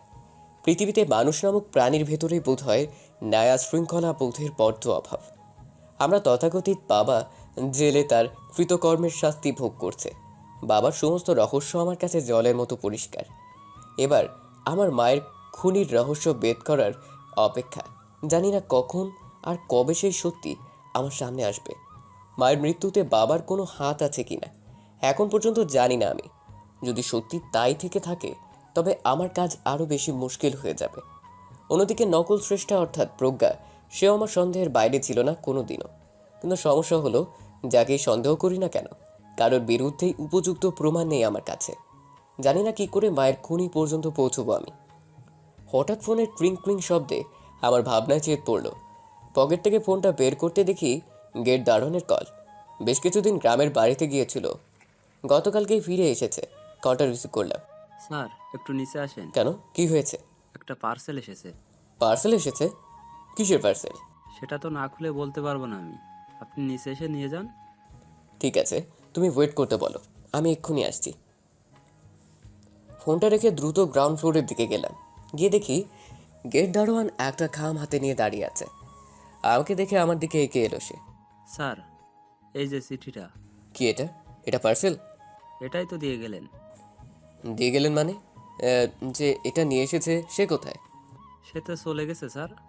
চলে গেছে এভাবে হয় নাকি? পার্সেলের ডেলিভারির ক্ষেত্রে কিছু প্রোটোকল থাকে তো, উনি সেগুলো না মিটিয়ে চলে গেলেন। অদ্ভুত। আমি বলেছিলাম তাকে। আর স্যার, ওনাকে দেখে মনে হলো না উনি প্রফেশনাল কেউ। আচ্ছা যাই হোক, ছাড়ো। তবে তোমার তাকে চলে যেতে দেওয়া ঠিক হয়নি। চিঠিটা দারোয়ানের সামনে বসে খুলতে মন চাইলো না, তাই আবারও চিঠিটা নিয়ে ছাদে গেলাম। চিঠিটা খুলতে খুলতে বুকটা ধুকধুক করতে লাগলো। না জানি কি আছে এটার ভেতরে। তারপর এরকম একটা উড়ো চিঠি। চিঠিটা খুলে নিজের সামনে ধরলাম, তারপর চোখের সাহায্যে পড়তে থাকি। কি ব্যাপার, কেমন আছো? ভালো নেই নিশ্চয়ই, খুব চিন্তার ভেতর দিয়ে যাচ্ছ, তাই না? আমি জানি কি নিয়ে এত চিন্তা তোমার। এই চিন্তা মাথা থেকে দূর না হওয়া পর্যন্ত শান্তি পাচ্ছ না তুমি। তবে জানো কি, আমার কাছে তোমার চিন্তার উপশম আছে। আজ রাতেই চলে আসো, ঠিক 10:45 পরে। চিঠির অপর প্রান্তের ঠিকানা লেখা আছে। আশা করি জায়গা এখনো ভুলে যাওনি, আর ভুলে যাবারও কথা নয়। লেখাগুলো দেখে বেশ অবাক বনে গেলাম। বেশ আগ্রহ ভরে চিঠির অপর প্রান্তে চলে যাই। সেখানে মোটা কালিতে এখানে ঠিকানা লেখা আছে। ঠিকানাটা দেখতেই চোখজোড়া কপালে উঠল আমার। সারা শরীর যেন অদ্ভুত ঝাঁকুনি দিল। এ আর অন্য কোনো জায়গা নয়, আজ থেকে 1 বছরের বেশি সময়ের আগে যে জায়গায় আমার মায়ের খুন হয়েছিল সেই জায়গার ঠিকানা। আর সময়টা 10:45। সেই রাতে 10:45টার দিকে আমার মায়ের খুন হয়েছিল। তার মানে এই চিঠির সাথে আমার মায়ের খুনের কোনো না কোনো যোগাযোগ আছে। তা না হলে এতগুলো পয়েন্ট এভাবে মিলে যাবে কেন? এক প্রকার আশ্চর্য রকমের উত্তেজনা কাজ করতে লাগলো আমার ভেতরে। এক্ষুনি শ্রেষ্ঠার সাথে এই বিষয়ে কথা বলতে হবে এভাবে শ্রেষ্ঠার রুমের দিকে ছুটে গেলাম। আমি জানি ও আমার মতোই অবাক হয়ে যাবে চিঠিটা দেখে। আর তাছাড়া আমার মায়ের খুনিকে শনাক্ত করতে পারলে আমার থেকে শ্রেষ্ঠাই বেশি খুশি হবে, আমি জানি। ওর থেকে বড় শুভাকাঙ্ক্ষী আমার জীবনে আর কে আছে? কিন্তু এসে দেখতে পাই শ্রেষ্ঠা নেই ওর রুমে। পুরো বাসা তন্ন তন্ন করে খুঁজলাম, কেউ কোথাও নেই। কি হলো ব্যাপারটা বুঝলাম না। শ্রেষ্ঠা আমাকে না বলে বাসা থেকে বেরিয়ে যাবার পাত্রী তো নয়। ওর এই আচরণে অবাক না হয়ে পারছি না। একটা কাজ করা যায়, ও বাসা থেকে বেরিয়ে গেলে গেট দাঁড়ানে নিশ্চয়ই তো জানার কথা। ওকে জিজ্ঞেস করলে হয়তো কিছু জানতে পারবো। শ্রেষ্ঠার ফোনে একটু সমস্যা করছে, তাই ফোন দিয়ে লাভ হবে না। তাছাড়া প্রজ্ঞা আর ওর মা একটু বাইরে গিয়েছে দুপুরের পর। গ্রাউন্ড ফ্লোরে যাওয়ার জন্য দরজার দিকে পা বাড়ালাম। ঠিক তখন শ্রেষ্ঠা ঘরে ঢুকে পড়ল। আমাকে আচমকা সামনে দেখে যেন অবাক হয়ে গেল। কি হলো শ্রেষ্ঠা, কোথাও গিয়েছিলে? সে কখন থেকে খুঁজে মরছি তোমায়। একটু বাইরে গিয়েছিলাম, কাজ ছিল। শ্রেষ্ঠার এই আচরণে কারণ বুঝতে পারছি না। কেমন জানি একটা ভয় পেয়ে আছে আমাকে দেখে। তাছাড়া কিছু একটা লুকোচ্ছে এমন মনে হলো আমার। কি হলো শ্রেষ্ঠা, ঠিক আছো তো তুমি? তোমাকে বিচলিত লাগছে কেন? কি যে বলো না, আমি ঠিক আছি। আচ্ছা বসো, একটা জরুরি কথা বলার আছে তোমাকে। কি জরুরি কথা বলো? এই চিঠিটা দেখো। এই চিঠির লেখাগুলোর সাথে আমার মায়ের মৃত্যুর একটা অদ্ভুত কানেকশন আছে। পড়ে দেখো একটা তুমি। এইমাত্র চিঠিটা হাতে এলো আমার। মনে হচ্ছে মায়ের খুনিকে খুব তাড়াতাড়ি ধরে ফেলতে পারবো আমরা। এই বলে চিঠিটা শ্রেষ্ঠার দিকে এগিয়ে দিলাম। কিন্তু ও যেন খুব একটা অবাক হলো না চিঠিটা দেখে, যতটা হবার কথা ছিল। আমার এমন মনে হচ্ছে এই চিঠির ব্যাপারেও আগে থেকেই অবগত, তাই এতটা স্বাভাবিক আচরণ করতে পারছে। কিন্তু সেটা কি করে সম্ভব? কিন্তু পরক্ষণে মনে হলো অতিরিক্ত টেনশন আর উত্তেজনা বশত আমি বোধহয় একটু বেশি ভাবছি শ্রেষ্ঠাকে নিয়ে। আর যাই হোক, পৃথিবী উল্টে গেলেও আমার মায়ের খুনের ব্যাপারে শ্রেষ্ঠাকে সন্দেহ করতে পারি না আমি। আসলে পাশের মানুষদের সন্দেহ করতে করতে আমার মনে সন্দেহের বীজ দানা বেঁধে আছে। যাকে তাকে যখন খুশি সন্দেহ করে ফেলছি। তবে যাই হোক না কেন, এটা ঠিক আজ রাতে ওই জায়গায় কিছু একটা ঘটতে চলেছে আমার সাথে। হয়তো ভালো কিছু, নয়তো অন্যরকম কিছু একটা তো অপেক্ষা করছে। রাত 10টার দিকে আজ থেকে 1 বছর আগে যেখানে আমার মায়ের খুন হয়েছিল সেই স্থানে পৌঁছে গেলাম। জানি না এখানে কে ডেকেছে আমায়। দাঁড়িয়ে দাঁড়িয়ে তার অপেক্ষা করে যাচ্ছি। একটু পর দেখতে পাই আমার অদূরে কেউ দাঁড়িয়ে আছে। শীতের রাত, কুয়াশার চাদরে চারদিক ঘিরে আছে, তাই দূর থেকে তার ছায়া ছাড়া আর কিছুই দেখতে পাচ্ছি না। সেই ব্যক্তি কোনো প্রকার শব্দ উচ্চারণ করছে না, নীরবেই দাঁড়িয়ে আছে আমার সামনে। তার এই আচরণ আরও বেশি অবাক করে দিচ্ছে আমায়। কে তুমি? কথা বলছো না কেন? এই বলে এগিয়ে যেতে শুরু করি তার দিকে। অমনি সে আমাকে আটকে দেয়, নিজের হাত দিয়ে আমাকে তার কাছে যেতে বারণ করে। ঠিক আছে, আমি আসছি না তোমার কাছে, কিন্তু তুমি আমাকে এখানে কেন ডেকেছো সেটা তো বলো। মনে পড়ে এই জায়গার কথা? আজ থেকে 1 বছরের কিছুদিন আগে কি হয়েছিল এই জায়গায়? নারী কণ্ঠস্বর শুনে চমকে উঠলাম আমি। এ তো শ্রেষ্ঠার কণ্ঠস্বর। তবে শুধু শ্রেষ্ঠার নয়, কণ্ঠস্বরটা অনেকটা প্রজ্ঞার মতো বটে। বুঝতে পারছি না ঠিক কে কথা বলছে আমার সাথে, তবে ওদের দুজনের কণ্ঠস্বর অনেকটাই একরকম, তাই বোঝা যাচ্ছে না। হ্যাঁ, মনে আছে, আজ থেকে ঠিক 1 বছর আগে এই জায়গায় আমার মায়ের খুন হয়েছিল। তাকে খুন করে ব্রিজের উপর দিয়ে নিচে নদীর জলে ফেলে দেওয়া হয়েছিল। বাহ, কিছুই ভুলোনি দেখছি। সেদিন যে খুন হয়েছিল সে আমার মা হয়, যার গর্ভ থেকে জন্ম হয়েছিল আমার। তোমার কি মনে হয় কেউ নিজের মায়ের মৃত্যুর ঘটনা এত সহজে ভুলে যেতে পারে? ঠিক বলেছ, জীবনে মানুষের সাথে কখনো কখনো এমন কিছু ঘটে যা চাইলেও সে ভুলতে পারে না। তার ভেতরে তোমার মায়ের মৃত্যুর ঘটনা অন্যতম। তুমি আমাকে এখানে কেন ডেকেছো বলে না কিন্তু। বলবো, আজকে সবকিছু বলার জন্যই তো ডেকেছি তোমায়। তো এত সময় নিচ্ছ কেন? বলো কেন ডেকেছো আমায়। তোমার মায়ের সেদিন খুন কিভাবে হয়েছিল, কেন হয়েছিল, আর কার হাতে হয়েছে, এই প্রশ্নগুলোর উত্তর জানার জন্য মনটা বড্ড ছটফট করছে তোমার, তাই না? মেয়েটার কথাগুলো শুনে আবারও বিস্ময় আর উত্তেজনায় ঘিরে ধরল আমায়। মনে মনে যা ভেবেছিলাম তাই হতে চলেছে। ওর সাথে আমার মায়ের মৃত্যুর সম্পর্ক আছে নিশ্চিত, কিন্তু মেয়েটার পরিচয় না জেনে আমি ওর সাথে এই বিষয়ে কথা বলতে চাইছি না। কে তুমি? তুমি এত কিছু কি করে জানো? আগে নিজের পরিচয় দাও। আমার পরিচয় জানাটা জরুরি নয়, তবে হ্যাঁ, তোমাকে আমার পরিচয় নিশ্চয়ই দেব। না, এখন বলতে হবে কে তুমি। তুমি আমার মায়ের মৃত্যুর রহস্য জানাতে এসেছো, তাই না? তবে শুনে রাখো, আমি আগে তোমার আসল পরিচয় জানবো, তারপরে তোমার সকল কথা শুনবো, তার আগে নয়। যদি এমনটা হয় তবে শোনো, আমি সেই মানুষ যার হাতে তোমার মায়ের খুন হয়েছিল। তুমি কি মজা করছো আমার সাথে? এলো কি বলছো তুমি?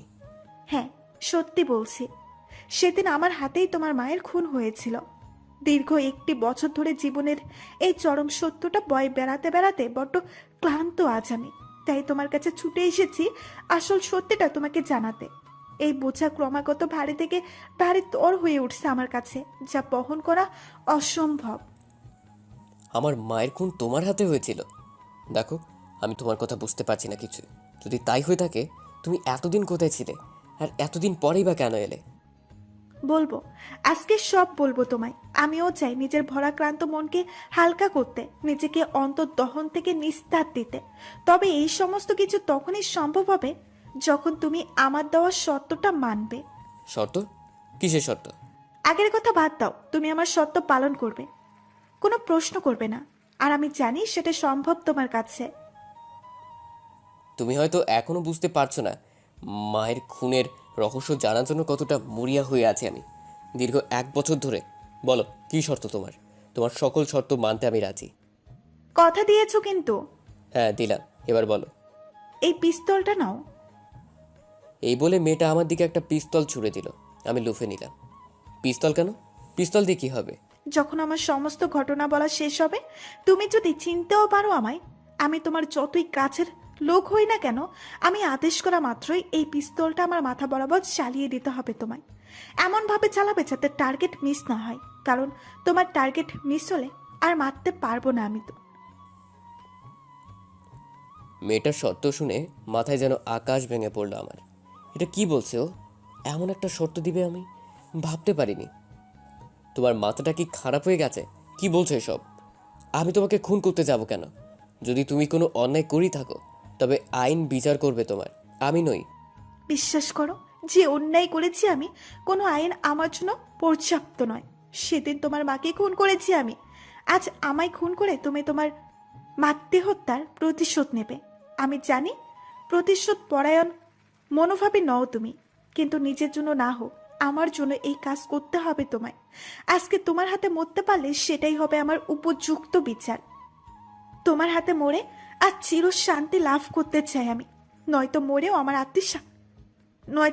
আমার আত্মার শান্তি পাবে না। তুমি যেগুলো বলছো কিছুতেই সম্ভব নয়, এভাবে হয় না। না হলে নিজের মায়ের মৃত্যুর রহস্যের ব্যাপারে ভুলে যাও, আমি কিছুই বলতে পারবো না তোমায়। অগত্যা মেয়েটার শর্তে রাজি হলো আমি। আসল সত্যিটা এভাবে সামনে পেয়ে হাতছাড়া করতে চাই না আমি। সত্যি তো, এই সত্যিটা জানতে পারলে আমার অভিশপ্ত জীবনে আর কিছুই অপ্রাপ্তি থাকবে না।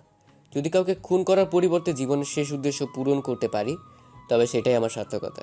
ঠিক আছে, তোমার শর্তে রাজি আমি। এবার বলো, সেদিন কেন আমার মাকে খুন করেছিলে তুমি? মায়ের সাথে কি এমন যোগাযোগ ছিল তোমার? সত্যে রাজি হবার জন্য ধন্যবাদ। শোনো তবে এবার, সেই রাতে এই বীচের নিচে একটা বড় বইমেলা হচ্ছিল। আমিও এসেছিলাম সেই মেলায়। কোনো কারণে আমার বেশ দেরি হয়ে যায়, তাই তাড়াতাড়ি বাসায় ফিরতে পারিনি।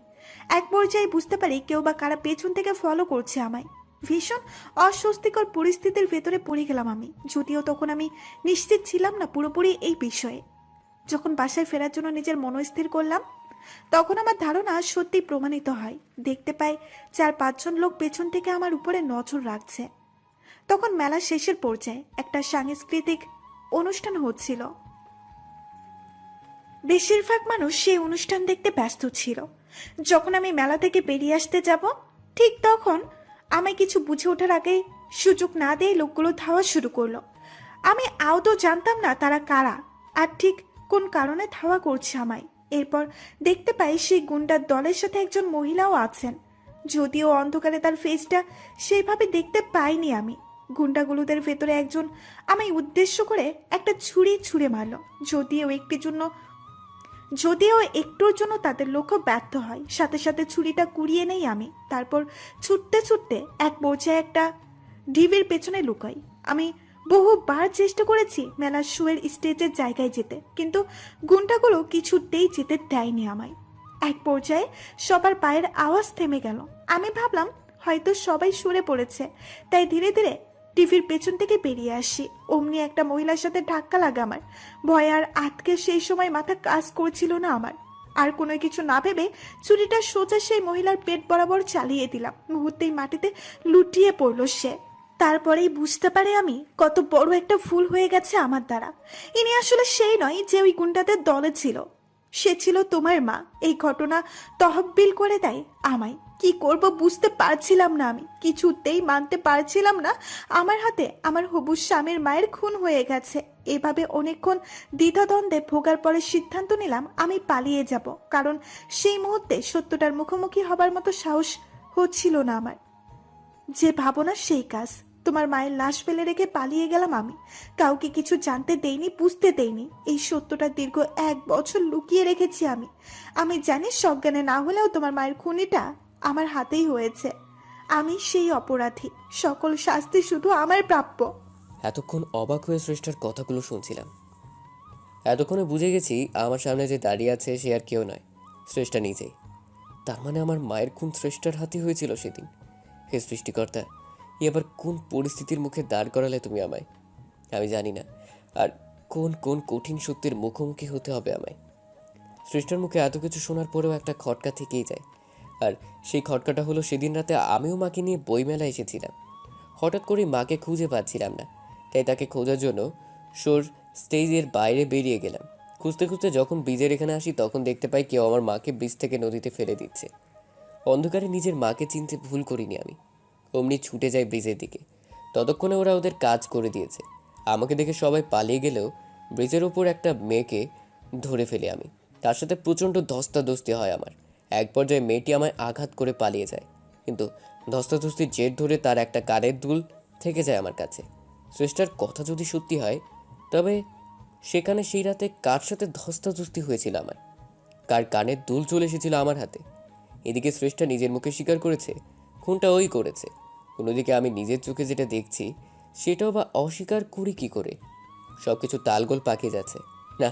শ্রেষ্ঠার কথা অবিশ্বাস করতে পারছি না নিজের চোখকে। কি হলো সৌহার্দ্য, এত কি ভাবছো? এখনো কেন দাঁড়িয়ে আছো? শেষ করে দাও আমায়। তুমি কথা দিয়েছিলে আমায়, আমি সত্যিটা স্বীকার করার পরে আমার দেওয়া সত্য পালন করবে তুমি। এত বড় পরীক্ষা কেন নিচ্ছ আমার তুমি শ্রেষ্ঠা? আমি জানি তুমি আমার মাকে খুন করেছো, কিন্তু সেটা নিজের ইচ্ছেতে নয়। মানুষ নিজের অজান্তে অনেক কাজ করে, কিন্তু সেটা পাপ বা অন্যায় নয়, সেটা ভুল। তুমি কোনো অন্যায় করনি, ভুল করেছিলে। তোমায় খুন করে আমি আমার মায়ের হত্যার প্রতিশোধ নিতে চাই না। তোমার কথাই সত্যিটা পাল্টে যাবে না। এই অসহ্য যন্ত্রণার বোঝার বই বেড়াতে পারছি না। মৃত্যুদণ্ড দাও আমাকে, নিস্তার দাও আমায়, প্লিজ, তোমার পায়ে পড়ি। এটা হয় না শ্রেষ্ঠা, তুমি অযথা জেদ করো না, এভাবে শাস্তি দিও না আমায়। তুমি কি চাও আমি নিজেই নিজেকে শেষ করে দেই? তবে তাই হবে। দাও আমাকে পিস্তলটা দাও, তোমাকে কিচ্ছু করতে হবে না। হঠাৎ আমাদের দুজনের ভেতরে ছেদ পড়লো। একটা টর্চের আলো ফেললো কেউ আমাদের ওপরে। মুহূর্তে ঝলমল করে উঠলো চারপাশ। আমি দেখতে পাচ্ছি আমার সামনে প্রজ্ঞা এসে দাঁড়ালো। ওর অনেকটা পেছনে শ্রেষ্ঠা। প্রজ্ঞাকে এই সময় এখানে থেকে অবাক হলাম আমি। প্রজ্ঞা তুমি? হ্যাঁ আমি। তোমাদের দুজনের সকল কথা শুনেছি আমি। তুমি এখানে আসলে কি করে? তোমায় ফলো করতে করতে এসেছি। আমি জানি শ্রেষ্ঠার কথাগুলো শোনার পরে ঠিক কোন কোন প্রশ্ন ঘুরপাক খাচ্ছে তোমার মনে। সেদিন ব্রিজের উপর তোমার সাথে যার ধস্তাধস্তি হয় সে আর কেউ নয়, আমিই ছিলাম। আমার কানের দুল ছিঁড়ে চলে গিয়েছিল তোমার হাতে। এটা কি বলছো তুমি? সেদিন বইমেলাতে তুমিও এসেছিলে। শুধু আমি নই, আমার সাথে আমার মাও এসেছিল, সাথে একদল গুন্ডা। কিন্তু আমরা বই মেলায় আসলেও বই দেখতে বা কিনতে আসিনি, সেদিন এসেছিলাম খুন করতে। খুন? তার মানে শ্রেষ্ঠাকে তোমরাই? হ্যাঁ, আমরাই। আমি আর আমার মা চেয়েছিলাম শ্রেষ্ঠাকে পৃথিবী থেকে সরিয়ে দিতে, যাতে ওকে খুন করে ওর জায়গায় আমি বসতে পারি, ওর সকল সম্পত্তি আমরা আমাদের কুক্ষিগত করতে পারি। সেদিন মা গুন্ডা নিয়ে ধাওয়া করে শ্রেষ্ঠাকে। এরপর ওখানে দুর্ভাগ্যক্রমে তোমার মা চলে আসে। আমার মা ভেবে শ্রেষ্ঠা তোমার মাকে খুন করে ফেলে, আর সেটা মা এবং তার দলবল দেখে ফেলল। সাথে আমিও ছিলাম। শ্রেষ্ঠা চলে যাবার পরে মা লক্ষ্য করে তার হ্যান্ডব্যাগটা খুঁজে পাচ্ছে না, হয়তো ছুটতে গিয়ে হারিয়ে গিয়েছে। এখন পুলিশ এই জায়গায় খুন হয়েছে এটা জানতে পারলে নিশ্চয়ই তল্লাশি চালাবে। তখন মায়ের সেই জিনিসটা খুঁজে পেলে বিশাল ঝামেলা হতে পারে। এমনিতেও আমরা চাইনি শ্রেষ্ঠা জেলে যাক, কারণ ও জেলে গেলে আমাদের বিশেষ কোনো লাভ হতো না। দেখতে যেহেতু একরকম ছিলাম আমরা দুজন, তাই ওকে সরিয়ে নিজের শ্রেষ্ঠা সেজে সকল সম্পত্তি হস্তগত করতে চেয়েছিলাম। মাও জেলে গেলে কখনোই সম্ভব হবে না, এই ভেবে আমরা সিদ্ধান্ত নিই লাশটা নদীতে ফেলে দেব, যাতে কেউ এই খুনের ঘটনার কথা জানতে না পারে। লাশ ফেলে দেওয়ার সময়ে তুমিও কাকতালীয়ভাবে সেই জায়গায় এসে হাজির হলে। তারপরে এই ঘটনা আর কি বলবো, সবটাই জানা তোমার।